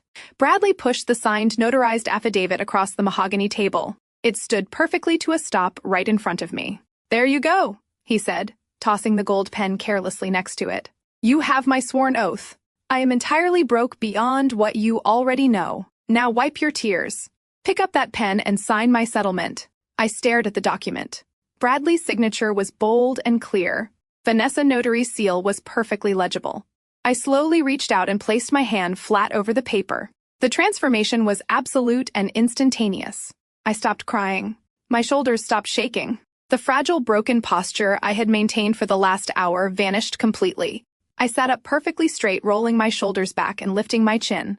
I reached up and smoothly wiped the fake tears from my cheeks, my expression shifting from pathetic despair to a mask of freezing, terrifying authority. The temperature in the room seemed to drop 10 degrees. Bradley's arrogant smile faltered, his brow furrowing in sudden, sharp confusion as he watched the shattered woman he thought he knew evaporate before his eyes. Vanessa slowly lowered her hands, a flicker of genuine unease crossing her polished features. Even Jonathan Cole sat up straighter, his predatory instincts flaring wildly as he registered the severe, calculating intelligence radiating from my posture. I picked up the gold pen. I pulled their $10,000 settlement offer toward me and signed my name on the dotted line with a quick, clinical efficiency. I pushed their document back across the table, maintaining absolute unwavering eye contact with my husband. Then I carefully folded the affidavit of financial disclosure, the federal perjury conviction he had just hand-delivered to me, and slipped it safely into the inner pocket of my canvas bag. "Thank you for your cooperation, Bradley," I said, my voice entirely devoid of the trembling weakness I had used just moments before. It rang out crisp, sharp, and laced with absolute professional finality. "I appreciate you putting your lies on the federal record." I stood up, pushing my chair back with a smooth, controlled motion. I did not wait for him to respond. I did not look back to see the dawning horror attempting to break through his thick wall of arrogance. I turned and walked out of the glass-enclosed conference room, my footsteps clicking with the precise rhythmic authority of a woman who had just secured everything she needed to burn their entire world to ash. The elevator door slid open with a soft metallic chime revealing the top floor of the Central Financial Tower. I stepped out of the glass car and into the true headquarters of Apex Forensics. The air up here was completely different from the suffocating, pretentious atmosphere of Cole and Partners. There were no mahogany tables designed to intimidate. There were no junior associates strutting around with false bravado. There was only the low, constant hum of heavy servers and the sharp, focused energy of the best financial investigators in the country. I swiped my secure identification badge at the reinforced glass doors. They parted, silently granting me access to the nerve center of federal financial oversight. I walked past rows of analysts who were deeply engrossed in complex data mapping. They did not look up. They did not care that I was wearing a cheap gray cardigan and scuffed flats. In this fortress, I was not a disposable administrative assistant or a pathetic, discarded wife. I was the apex predator of the financial ecosystem. I bypassed my private office and headed straight for the main situation room. The entire back wall of the room was a massive, seamless digital display currently illuminating the darkened space with sharp blue and red graphics. Standing in front of the massive screen were Lauren and Cameron, my two most trusted senior operatives. They turned around the second I walked into the room. "We have a massive escalation," Director Cameron stated immediately, his eyes practically burning with adrenaline. He tapped a command onto his tablet, and the digital wall shifted, bringing a complex web of financial transactions into sharp focus. Lauren stepped forward, handing me a freshly printed dossier. I took the affidavit of financial disclosure out of my canvas bag and placed it flat on the conference table. The ink of Bradley's signature was completely dry. The gold foil of Vanessa Notary's stamp gleamed under the tactical lighting. He actually signed it. Lauren said, her voice dropping into a tone of absolute disbelief as she stared at the federal perjury trap resting on the table. He swore under oath that he has no offshore assets. He really is that incredibly stupid. His arrogance is his greatest liability. I replied smoothly, pulling up a chair and looking directly at the data wall. Now show me exactly what he just lied about. Tell me what we found in the Cayman Islands. Cameron swiped his hand across his tablet, and a series of offshore holding companies expanded across the digital screen. You told us to look for hidden marital assets. You told us to find the $4 million he siphoned out of your joint portfolio. We found that money within the first hour of bypassing his encrypted firewall. But when we traced the routing numbers attached to the physical courier packages delivered to Patricia's suburban estate, we triggered a massive anomaly. Cameron highlighted a specific cluster of offshore accounts. Bradley is not just hiding his personal wealth from you, Cassidy. He is actively running a highly sophisticated international money laundering syndicate directly through his investment bank. I sat perfectly still. The magnitude of the revelations settled over me like a heavy, freezing blanket. A cheating husband hiding assets in a divorce was a standard everyday civil dispute. An investment banker running a global money laundering syndicate was a major federal crime that carried decades in prison. Walk me through the exact mechanics of the operation. I ordered, my forensic mind immediately shifting into maximum gear. How is he placing the dirty capital? Lauren pulled up a secondary screen detailing corporate wire transfers. He is using a classic layering technique, but with a highly modern legal shield. Bradley wealthy clients have massive amounts of undocumented illicit cash. They need that money cleaned and integrated into the legitimate market, so they hire a specific law firm to represent them for fabricated corporate consulting services. I narrowed my eyes, instantly connecting the dots. Cole and Partners. Exactly. Lauren confirmed, tapping the screen to highlight Vanessa's name. Vanessa is not just his young, naive mistress. She is the legal architect of the entire laundering cycle. She drafts completely fraudulent consulting contracts between the dirty clients and dummy corporations set up in the Cayman Islands. Because she is a licensed attorney, she claims attorney-client privilege over all the financial communications, creating a massive legal wall that prevents standard auditors from looking too closely at the invoices. And the integration phase, I asked, watching the red lines connect the Cayman accounts back to Chicago. That is where Bradley steps in, Cameron explained. Once the dirty money is safely parked in the Cayman shell, companies Bradley uses his position as a managing director at the investment bank to officially authorize massive capital injections. He brings the laundered money back into the United States as clean foreign investment capital. He puts the money into legitimate hedge funds, taking a massive unreported commission fee for himself and Vanessa on every single transaction. They are cleaning tens of millions of dollars for corrupt corporate entities. I stood up from the table and walked closer to the digital wall, my eyes tracing the undeniable digital footprint of their massive criminal conspiracy. They thought they were completely untouchable. Vanessa believed her law degree provided an impenetrable shield of privilege. Bradley believed his elite status at the bank insulated him from suspicion. They thought they could throw me away like garbage, completely unaware that I had the exact federal authority required to shatter their entire operation. Attorney-client privilege is entirely voided under the crime-fraud exception, I stated coldly, my voice echoing in the quiet situation room. If an attorney actively participates in the commission of a crime, their legal shield completely evaporates. Vanessa just destroyed her entire career.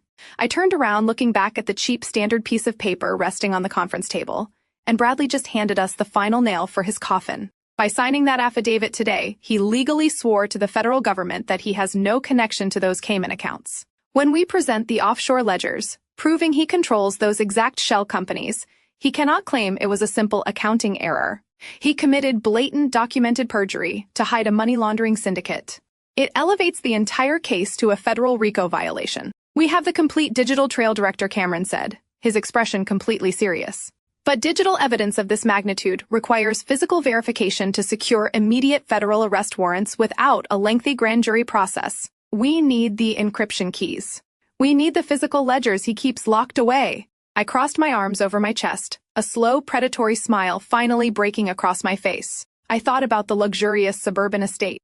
I thought about the vicious, arrogant woman who had humiliated me at the Sunday dinner table. And then I thought about the brilliant, fiercely observant African-American woman who had deliberately spilled a pitcher of ice water just to hand me the keys to the kingdom. We know exactly where the physical evidence is located, I said smoothly. Bradley keeps a hidden biometric safe inside Patricia's home office. He assumes nobody in that house is smart enough to understand what he is doing. I picked up my secure mobile device from the table. The digital puzzle was solved. Now it was time to execute the physical raid. I needed to get inside that suburban fortress, and I knew exactly who was going to open the door for me. I needed to contact Naomi. I needed to offer her the exact exit strategy she had been desperately waiting for. The meeting took place at a dimly lit high-end botanical cafe on the absolute edge of the city limits, far away from the pretentious downtown spots the Reed family frequented. I arrived 15 minutes early, wearing a sharp, tailored black trench coat that commanded immediate respect. The oversized gray cardigan and the scuffed flats were gone. I was no longer playing the role of the defeated, discarded wife. I secured a secluded, corner booth shielded by heavy tropical foliage, sipping a black espresso and waiting for the only woman in the Reed dynasty who possessed an actual spine. Naomi walked through the glass doors exactly on time. She wore a flawless, camel-colored wool coat over dark slacks, her posture radiating the kind of effortless, regal authority that Patricia Reed could only dream of buying. Naomi scanned the room with sharp, calculating eyes, spotting me instantly. She did not look surprised by my sudden upgrade in attire or the predatory, confident way I was sitting. She simply slid into the leather booth opposite me, setting her designer handbag onto the table with a soft, deliberate thud. "You clean up incredibly well," Cassidy Naomi said smoothly, her dark eyes flashing with a profound, knowing intelligence. "I always suspected you were hiding a massive amount of fire beneath that pathetic administrative disguise. And I always knew you were the smartest person sitting at that miserable dining table," I replied, matching her calm, razor-sharp tone. "Thank you for the pitcher ice water. You handed me the exact geographic anchor I needed to map Bradley's entire financial existence." Naomi did not smile. She leaned forward, crossing her arms over the polished table. Her expression was entirely devoid of any casual pleasantries. "If you are mapping Bradley offshore accounts, then you already know he is running a massive corporate laundering syndicate. But you do not have the complete picture yet. You only see the capital moving across the international borders. You do not see the domestic rot happening right inside our own homes." I kept my gaze locked on hers, signaling her to continue. In the world of forensic accounting, the most devastating evidence always came from the insiders who had finally been pushed past their breaking point.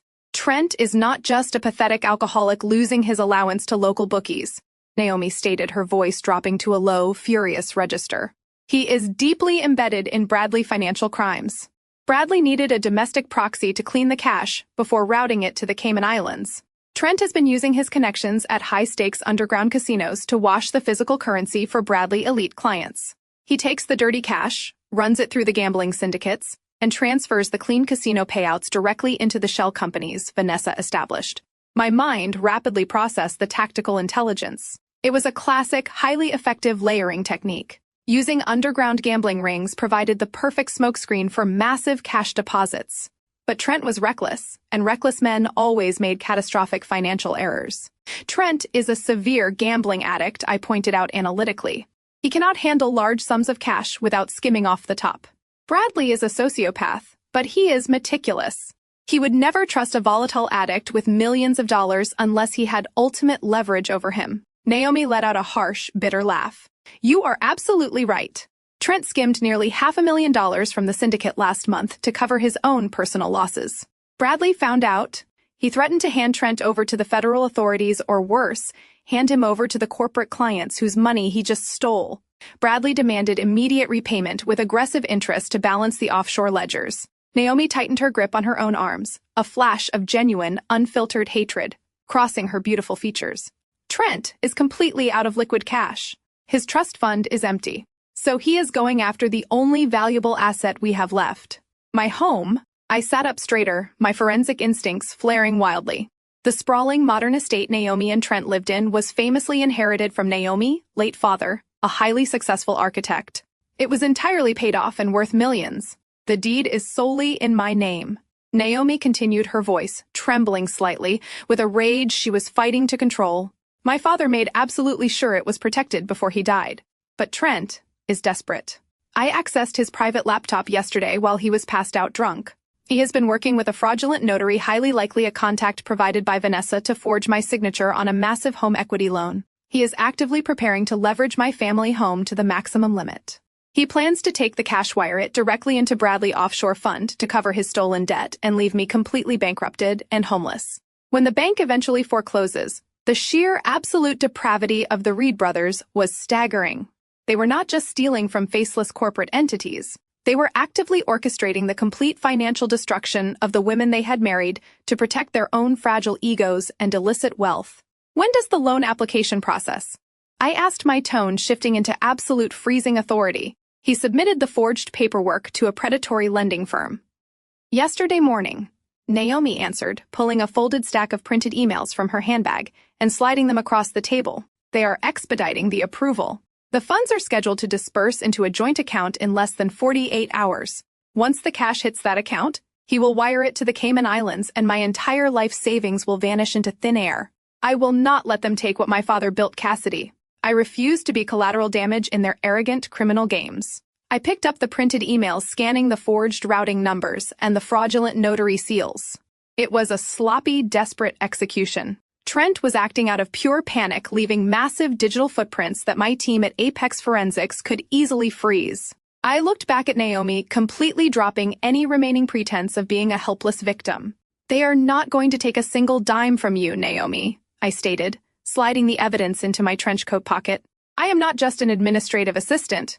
I direct a federal forensic accounting division. I have the ultimate authority to freeze any domestic bank account suspected of wire fraud within 60 seconds. I will personally lock down that joint account before a single cent is transferred.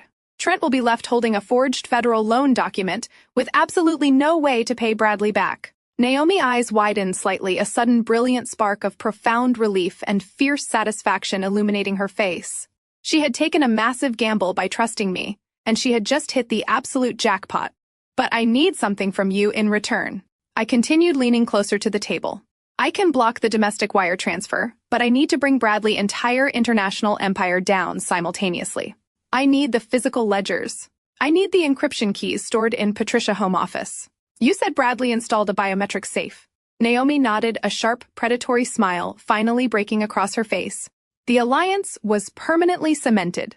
The safe is installed behind the built-in bookshelf on the north wall of the study, she explained rapidly. It requires Bradley's thumbprint, but he is lazy. He set up a secondary manual override code in case the biometric scanner fails.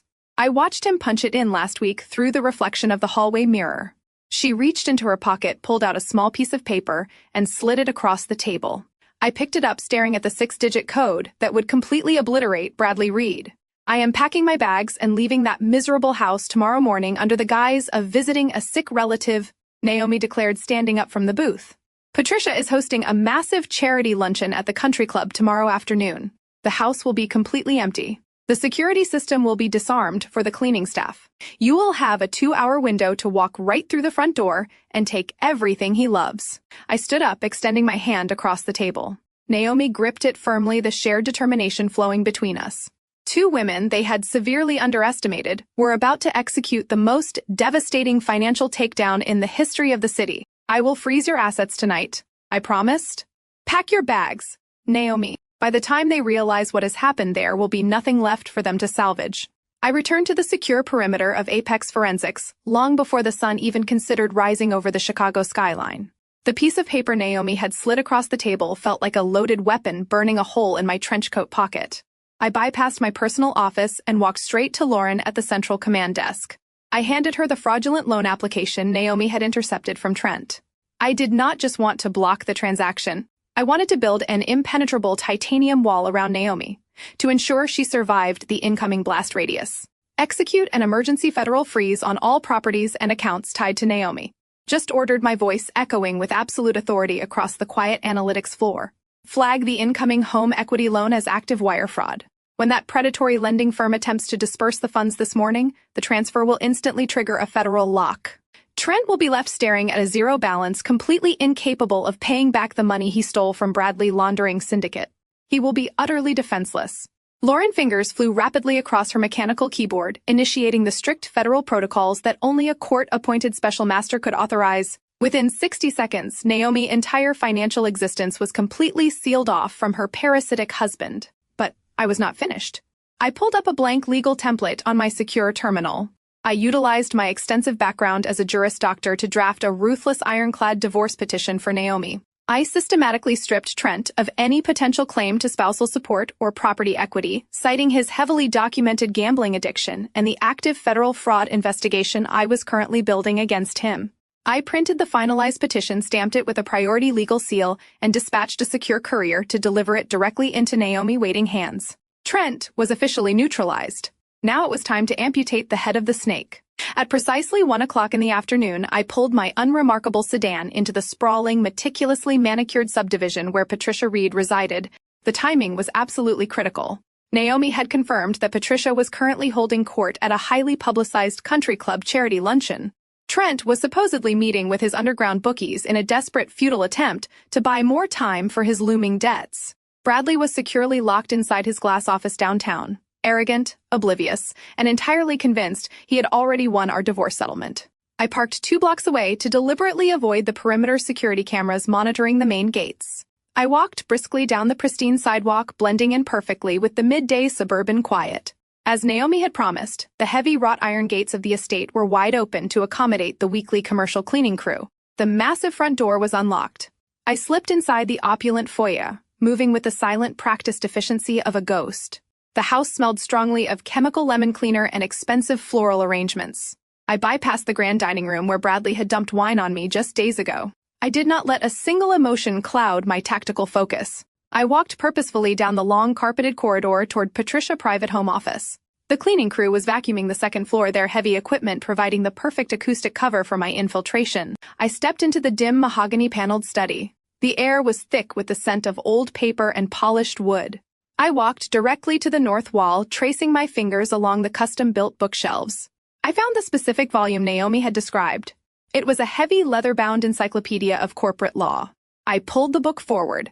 The entire section of the shelving unit clicked softly and swung outward on a concealed hinge, revealing the sleek, black steel face of a high-security biometric safe bolted directly into the foundation of the house. Bradley was incredibly predictable. He relied entirely on the fingerprint scanner, assuming physical security was an absolute guarantee against his technologically inept family members. He never considered the vulnerability of the manual override keypad hidden beneath a small, sliding metal panel. I pulled the slip of paper from my pocket. I typed the 6-digit code Naomi had memorized into the digital keypad. The electronic lock chirped a sharp, high-pitched tone of acceptance. The heavy steel door sprang open with a heavy metallic clunk. I peered inside the dark cavity. There were thick stacks of banded $100 bills, highly likely the emergency cash reserves Trent had not yet managed to steal for the casinos. There were velvet boxes containing Patricia Overflow diamond jewelry, but I completely ignored the physical wealth. My eyes locked onto the only item that actually mattered. Resting in the very back of the safe was a solid-state military-grade encrypted hard drive. This was the absolute holy grail. This small rectangular piece of metal contained the digital signatures for every single fraudulent contract Vanessa had ever drafted. It held the offline ledgers mapping the exact flow of dirty money from Bradley elite clients through Trent underground casino connections and directly into the Cayman Islands shell companies. It was the physical evidence required to bypass any grand jury and secure immediate federal arrest warrants for the entire operation. I reached in and grabbed the hard drive, slipping it securely into the reinforced pocket of my coat. I did not take a single dollar bill. I did not touch the diamonds. I wanted them to know exactly what was missing when the federal marshals finally kicked their doors down. I pushed the heavy steel door of the safe shut. The electronic lock engaged, automatically securing the vault. I pushed the bookshelf back into place, leaving the study looking entirely undisturbed. I walked out of the suburban fortress exactly the same way I had entered, completely invisible, unnoticed, unstoppable. As I started the engine of my car and drove away from the pristine neighborhood, I felt the heavy weight of the hard drive against my side. Bradley thought he had completely destroyed my life with a generic legal waiver and a $10,000 settlement offer. He had absolutely no idea that I was currently driving back to downtown Chicago, holding the exact weapon required to obliterate his entire existence. The trap was fully loaded. All I needed now was to walk into a federal courtroom and pull the trigger. I parked my unremarkable sedan in the secured underground garage of the Central Financial Tower. The encrypted hard drive was a heavy cold weight in the pocket of my trench coat. I bypassed the standard employee elevators and used my biometric clearance to access the private executive lift. It shot upward, carrying me back to the 42nd floor. The entire analytics division of Apex Forensics was waiting for my return. The atmosphere in the Situation Room was electric with anticipation. I walked straight to the main conference table and placed the black rectangular drive squarely in the center. Cameron and Lauren immediately went to work. They connected the device to a heavily isolated, air-gapped terminal.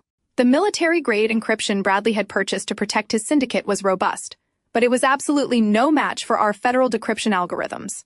I stood with my arms crossed over my chest, watching the massive digital wall as the progress bar rapidly filled.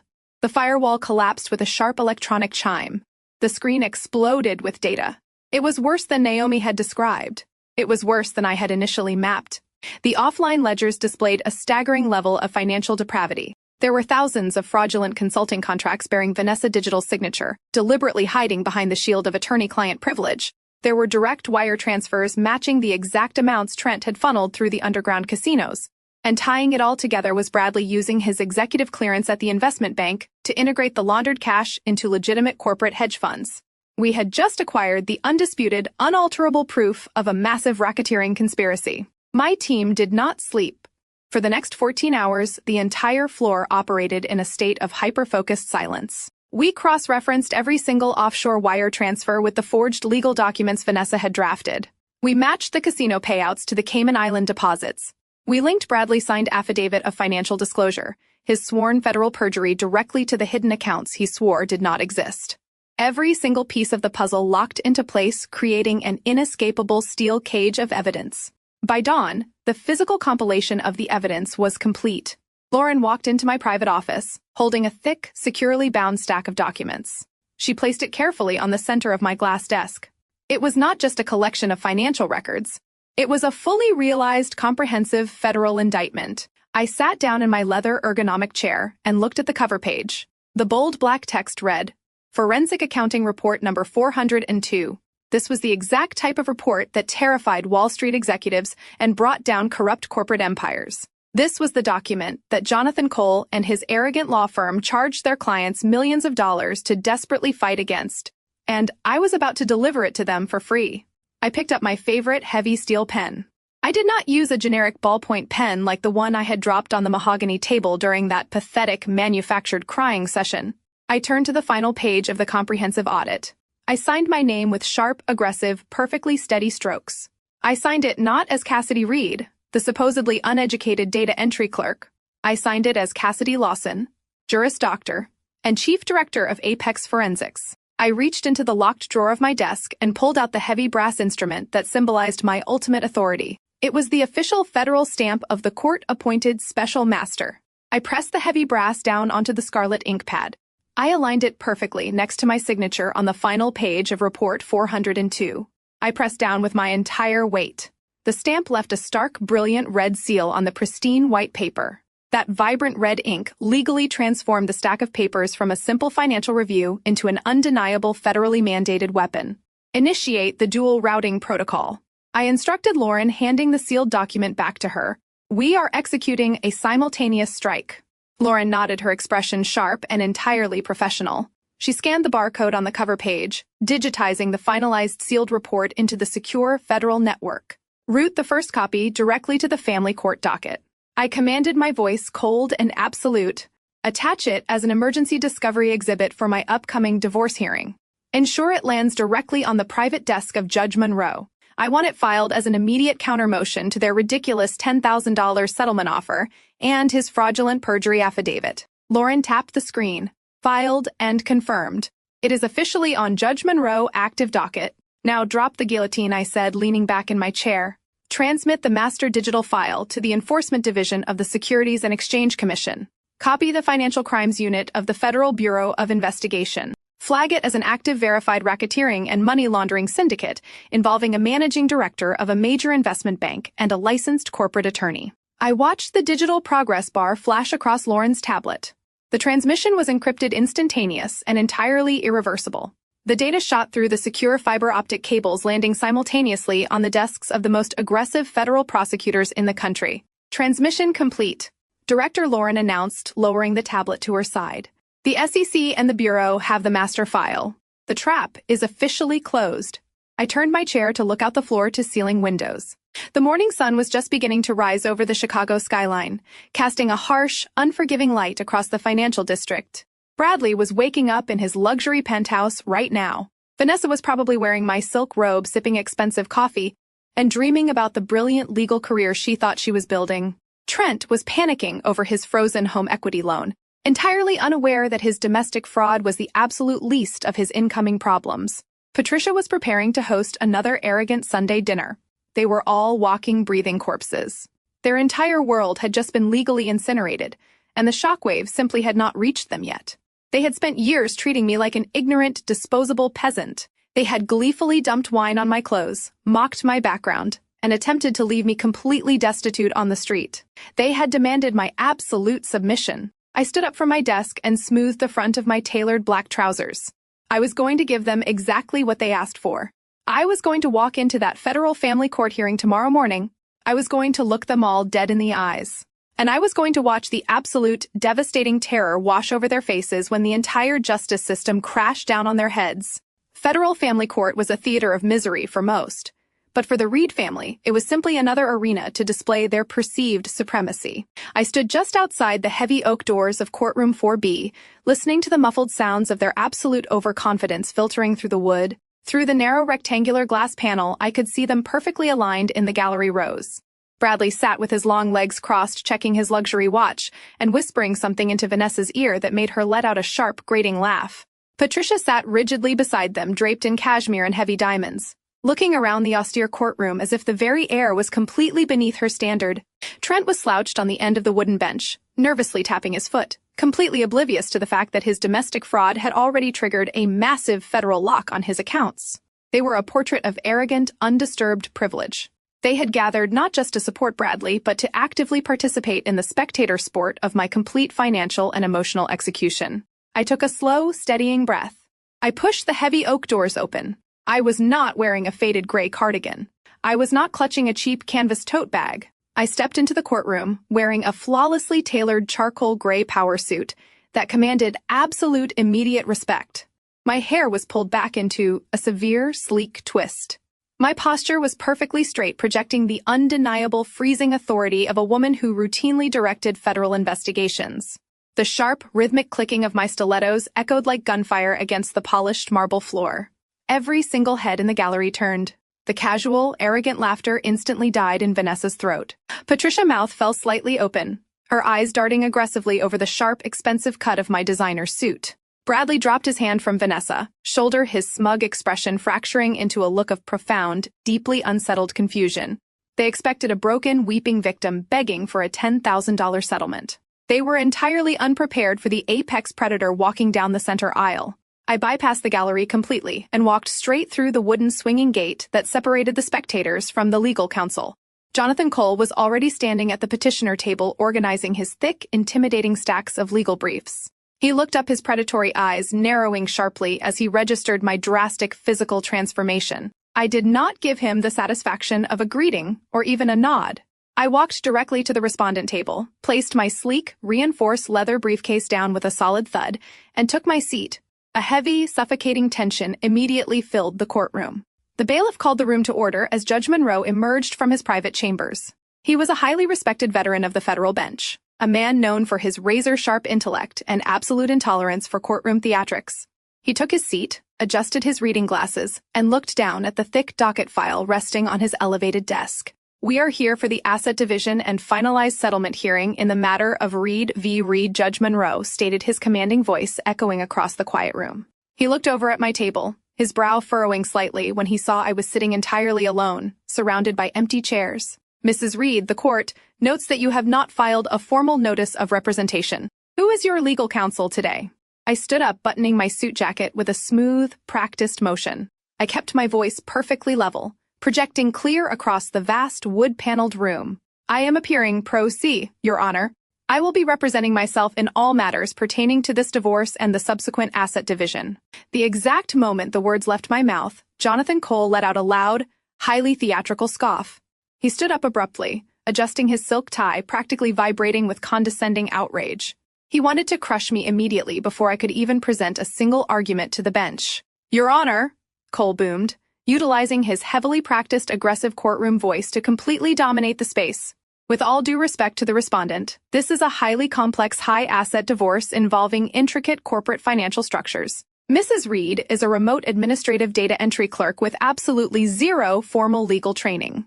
Her decision to appear pro se is not just a profound waste of this court-valuable time. It is a blatant, desperate stalling tactic designed to harass my client. Cole stepped out from behind his polished table, pacing aggressively to command the attention of the judge. My client made a highly generous, completely voluntary settlement offer of $10,000 during mediation, an offer the respondent blatantly refused after staging an erratic, hysterical emotional breakdown in my conference room. She is fundamentally incapable of understanding the legal reality of her situation. She has no comprehension of asset division law. She lacks the basic vocabulary to even participate in the discovery phase. I formally request that the court dismiss any and all of her financial claims immediately due to her severe documented lack of legal understanding. She is completely out of her depth, and we demand an immediate summary judgment in favor of my client. From the gallery behind me, I could hear Patricia let out a soft, highly satisfied hum of agreement. Bradley leaned forward against the wooden railing, his arrogance fully restored by his high-priced attack dog. Vanessa was practically glowing with triumph. They thought Cole had just delivered the fatal blow. They thought the judge would look at my lack of a hired attorney, agree with the senior partner assessment of my intelligence, and throw me out onto the street with absolutely nothing. I did not interrupt the lawyer. I did not raise an objection. I simply stood at my table maintaining absolute freezing eye contact with Judge Monroe, letting Jonathan Cole dig his own professional grave before I dropped the federal guillotine right on top of his neck. Judge Monroe clasped his hands together, his expression entirely unreadable as he stared down at the plaintiff table. He looked over his reading glasses at Jonathan Cole, acknowledging the senior partner. Aggressive demand for an immediate summary judgment before shifting his sharp, calculating gaze directly to me. Mrs. Reed, Judge Monroe said, his deep voice cutting through the heavy tension of the courtroom. Opposing counsel has made a highly forceful motion to dismiss your claims based on your lack of legal representation and your supposed inability to comprehend the financial complexities of this asset division. Do you have a formal response to this court before I issue my ruling? I did not flinch. I did not show a single ounce of the manufactured panic I had displayed in the mediation room just days prior. I reached down to the polished wooden table and unlatched my reinforced leather briefcase. The heavy metal lock snapped open with a sharp, definitive click that reverberated loudly across the silent room. I reached inside and pulled out the thick, securely bound stack of documents. The stark, brilliant red seal of the federal special master gleamed under the harsh fluorescent lights of the courtroom. Your Honor, I began, my voice perfectly steady and echoing with absolute, freezing authority. I am not here to argue over an insulting $10,000 settlement, nor am I here to waste the valuable time of this federal bench. I would like to formally submit a comprehensive financial discovery exhibit into evidence. I am submitting Forensic Accounting Report number 402 regarding the massive undisclosed and highly illicit hidden assets of the defendant, Bradley Reed. The exact second the words left my mouth, Jonathan Cole let out a booming, highly theatrical burst of arrogant laughter. It was a harsh, mocking sound, specifically designed to humiliate me completely and entirely discredit my presence in the room. In the gallery behind me, I could hear Bradley lean back against the heavy wooden bench and actually start chuckling aloud. He nudged Vanessa, who let out a sharp, condescending giggle of her own. Patricia let out a loud, dramatic sigh of pure disgust, leaning over to whisper something cruel to Trent. They were all participating in the public execution of my dignity. Jonathan Cole aggressively buttoned his suit jacket and stepped out from behind the petitioner table. He paced toward the center of the room, playing to the gallery and the judge with the polished, predatory arrogance of a man who believed he owned the entire judicial system. Your Honor, I must strongly object to this absolute, unmitigated circus, Cole declared, waving his hand dismissively toward my table without even looking at me.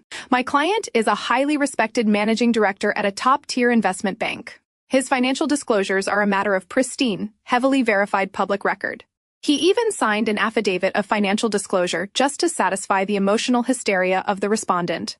Now, his disgruntled, unemployed administrative data entry clerk of a wife wants to submit what I can only assume is a fabricated homemade spreadsheet she printed off a public library computer. Cole stopped pacing and turned to face the bench, shaking his head with manufactured exhaustion. This is exactly why pro se litigants are a severe danger to the efficiency of the judicial system. She is pulling random inflated numbers out of thin air because she is bitter about being handed a divorce. She likely watched a documentary on financial fraud over the weekend and suddenly decided to play the role of an investigator. It is pathetic, and it is a severe insult to the dignity of this courtroom. The bailiff stepped forward, his heavy boots echoing on the marble floor. He retrieved the bound report from my outstretched hand and carried it up the steps, placing it squarely in the center of Judge Monroe's elevated desk. Jonathan Cole watched the transfer with an expression of profound, unfiltered disgust. He pointed a manicured finger at the document resting on the bench. "We absolutely refuse to acknowledge these fabricated garbage reports." Cole continued, his voice rising in aggressive, booming volume. "This is a federal family court, Your Honor. We deal in documented, undeniable reality. We deal in verified, ironclad financial facts. My firm spends millions of dollars annually to retain the services of elite, untouchable organizations precisely because they represent the absolute gold standard of financial truth." Cole leaned forward, resting his hands on the wooden railing, separating him from the judge, setting the ultimate fatal trap for himself. This court only operates based on certified federal-level forensic data from elite government-appointed oversight organizations. We only recognize audits from institutions possessing the highest level of security clearance and analytical rigor. We are talking about institutions like Apex Forensics. We do not accept random spiral-bound trash created by a woman who files basic paperwork for a living. I stood perfectly still behind my table. The absolute breathtaking irony of his statement hung heavily in the cold-conditioned air of the courtroom. Jonathan Cole, a senior partner who charged $1,000 an hour to protect the corrupt elite, had just enthusiastically validated the exact weapon I had placed on the judge's desk. He had just passionately demanded that the court solely rely on the specific federal agency that I personally directed. He had built an impenetrable wall of credibility around my work without even realizing it. "I completely agree with opposing counsel, Your Honor," I said smoothly, my voice slicing through the heavy silence. I turned my head just slightly to look directly into Jonathan Cole. Arrogant, predatory eyes. A federal court should absolutely never rely on fabricated garbage. The court should only trust verified, air-gapped, legally binding data extracted directly from the Cayman Island shell companies that Mr. Reed currently operates. The specific words Cayman Island acted like a physical blow to the room. The arrogant laughter in the gallery instantly died. I did not even have to look backward to know that Bradley's smug smile had completely vanished. The air in the courtroom suddenly felt incredibly thin, thick with the sudden, sharp scent of incoming devastation. Cole opened his mouth to object, but the words died in his throat as Judge Monroe slowly picked up the heavy document, his eyes locking onto the bright red federal seal, stamped on the cover page. Judge Monroe did not immediately respond to Jonathan Cole. He sat in total silence on the elevated bench. The heavy mahogany courtroom felt as though the oxygen had been completely vacuumed out of the air. The judge slowly opened the thick, bound document I had submitted. His eyes immediately fell upon the cover page. I watched his gaze track over the crisp, black text, stopping dead on the vibrant raised red seal of the federal special master pressed firmly onto the lower right corner. His eyes shifted to the bold, handwritten signature placed directly beside the seal. A profound, heavy stillness settled over his features. The kind of stillness that precedes a catastrophic natural disaster. Jonathan Cole stood at the petitioner table aggressively adjusting his silk tie, completely misinterpreting the extended silence. He thought the judge was staring in utter disbelief at a fabricated piece of trash. He genuinely believed he had already won the morning. Cole puffed out his chest, preparing to deliver another booming theatrical monologue about the sanctity of the federal court system and the absolute delusion of pro se litigants attempting to play lawyer. Judge Monroe slowly closed the file. He reached up and methodically removed his reading glasses, placing them onto the polished wood of his desk with a soft, deliberate click. He leaned forward, lacing his fingers together, and looked down at Jonathan Cole. The expression on the judge's face was not one of anger or irritation. It was a look of profound, devastating pity. It was the exact look a man gives to a pedestrian who has just unknowingly stepped directly into the path of a speeding commercial freight train. Counselor Cole, Judge Monroe began, his deep voice slicing cleanly through the absolute quiet of the room. You just spent the last 5 minutes of this hearing passionately defending the integrity of the federal oversight system. You went on the official record demanding that this court solely rely on the unassailable data provided by elite government-appointed institutions. Specifically, you named Apex Forensics as the absolute gold standard of financial truth in the United States. Cole smiled a slick predatory grin that reached his eyes but lacked any genuine warmth. Yes, Your Honor. My firm trusts their methodology implicitly. We rely on their corporate audits to protect our most valuable clients from frivolous financial claims. We respect their institutional authority above all others. The judge did not return the smile. He did not blink, He simply tilted his head slightly to the side. Then I find myself in a state of absolute bewilderment. Counselor? Judge Monroe's voice dropped an octave, resonating with a freezing, inescapable authority. If your firm relies so heavily on their audits, and if you respect their institutional authority as much as you proudly claim, do you truly not recognize the woman standing directly across from you today? The slick, confident smile on Jonathan Cole's face froze instantly. His brow furrowed in sudden, sharp confusion. He physically turned his head, looking at me across the aisle, as if seeing me for the very first time. He took in my tailored charcoal suit, my perfect, unyielding posture, and the freezing, predatory calm radiating from my eyes. A flicker of genuine, primal unease finally breached his arrogant facade. He looked back at the judge, his mouth opening slightly, but no words came out. In the gallery, the smug whispers abruptly ceased. Patricia stopped fanning herself with her program. Trent sat up straight, his bloodshot eyes darting nervously around the room. Bradley leaned forward, gripping the wooden railing of the spectator partition so tightly his knuckles turned a stark, translucent white. A sudden, inexplicable panic began to claw at the edges of his mind. The atmosphere in the room shifted from a routine divorce hearing to the terrifying precipice of a federal execution. Judge Monroe picked up his wooden gavel. He struck the sounding block once.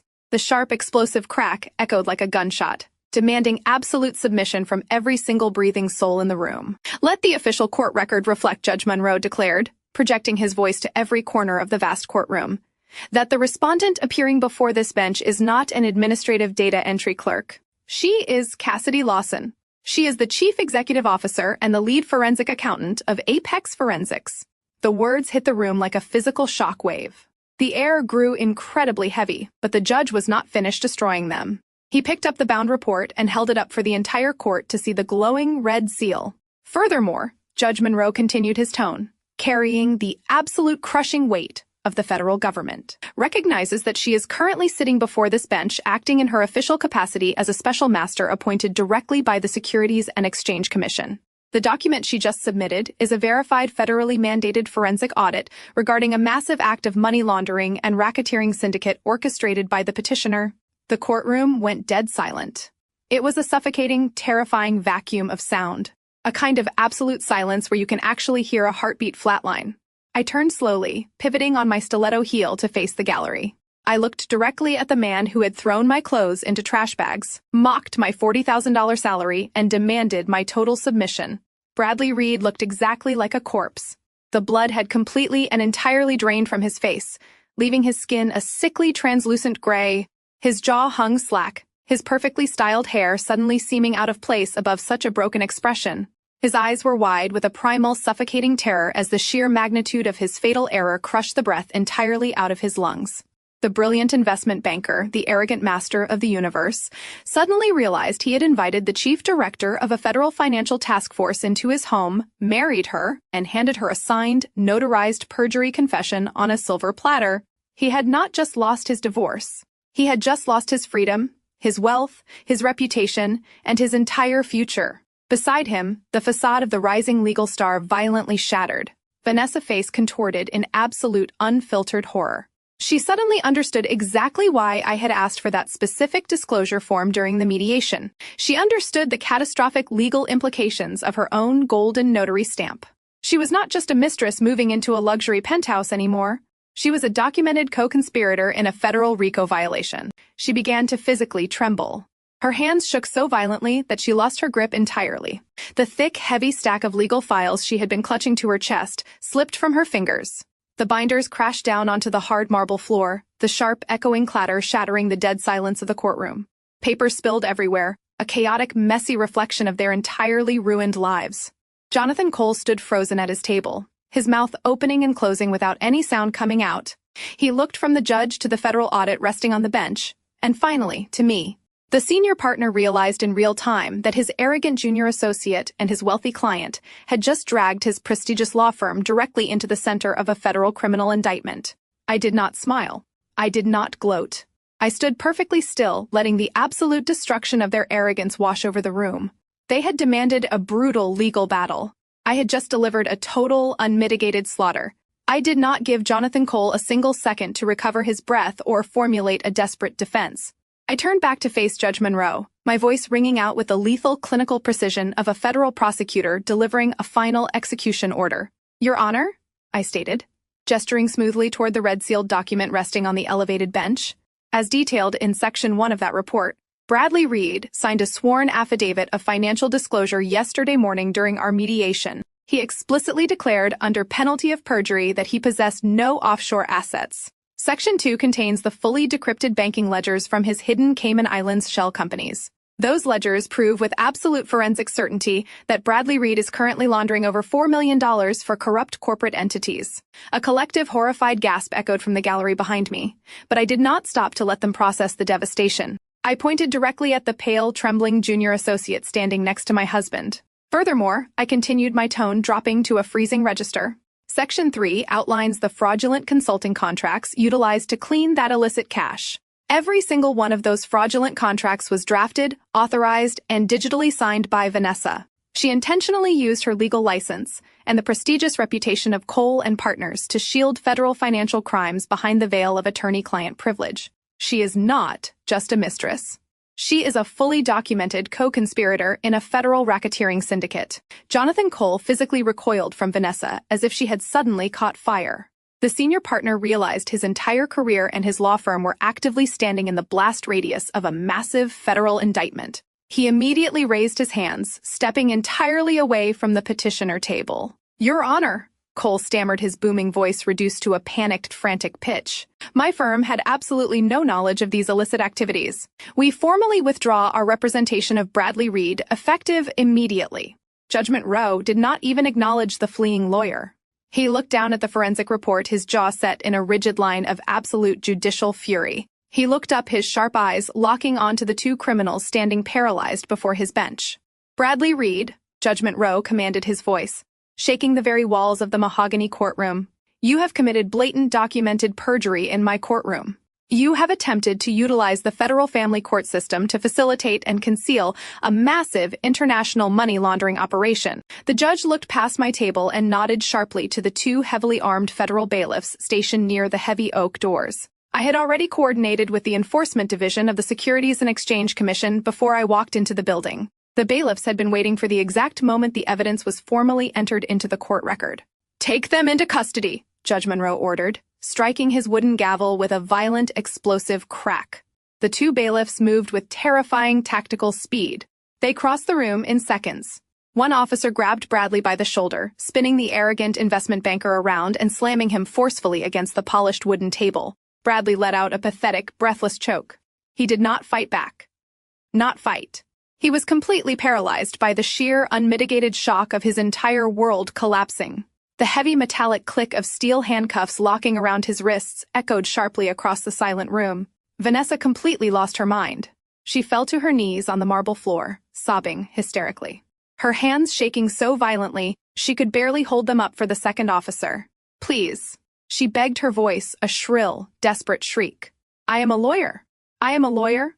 "Not anymore," Judge Monroe stated coldly, looking down at her weeping form with pure disgust. "I am forwarding this forensic report directly to the State Bar Association with my personal recommendation for your immediate permanent disbarment. You will never practice law in this country again. Put her in irons." The second set of handcuffs clicked shut. The sound was absolute symphonic perfection. In the gallery, the reality of the federal raid finally hit Trent. He watched his untouchable younger brother get shackled and read his Miranda rights. Trent knew the forensic report contained the casino ledgers.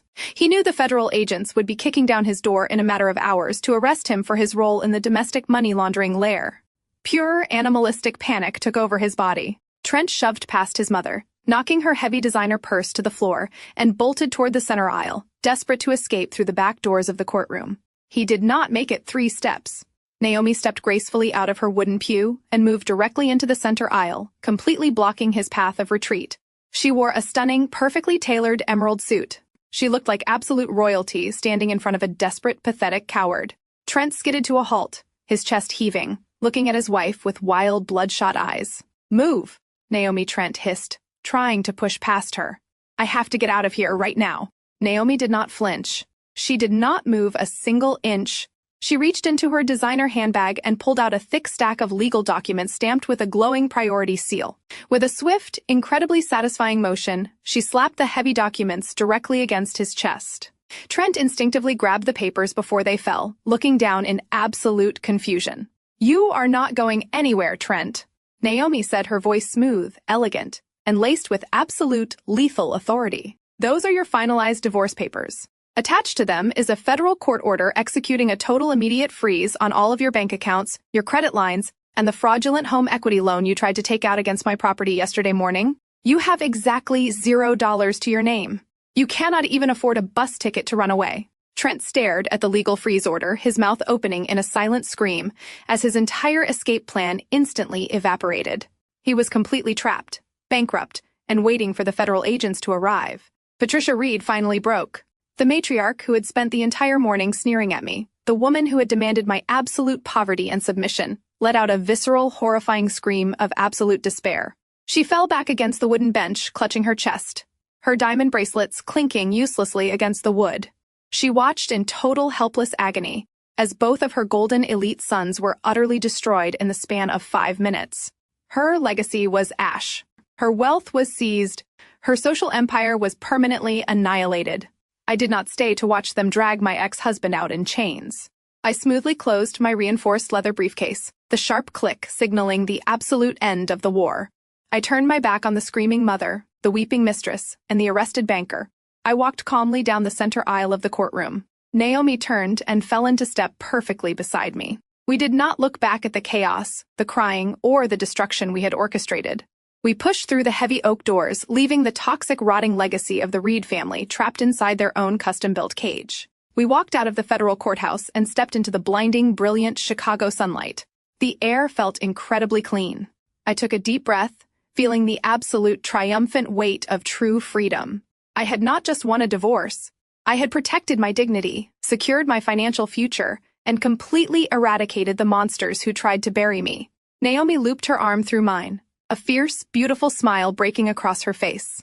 We walked down the marble steps together, leaving the ruins of our past behind, ready to conquer the magnificent, untouchable lives we truly deserved. The story we just witnessed is an absolute masterclass in the fatal cost of underestimating others. Arrogance completely blinds people to the truth sitting right in front of them. Bradley and his toxic family mistook Cassidy's silence for weakness and her humility for incompetence.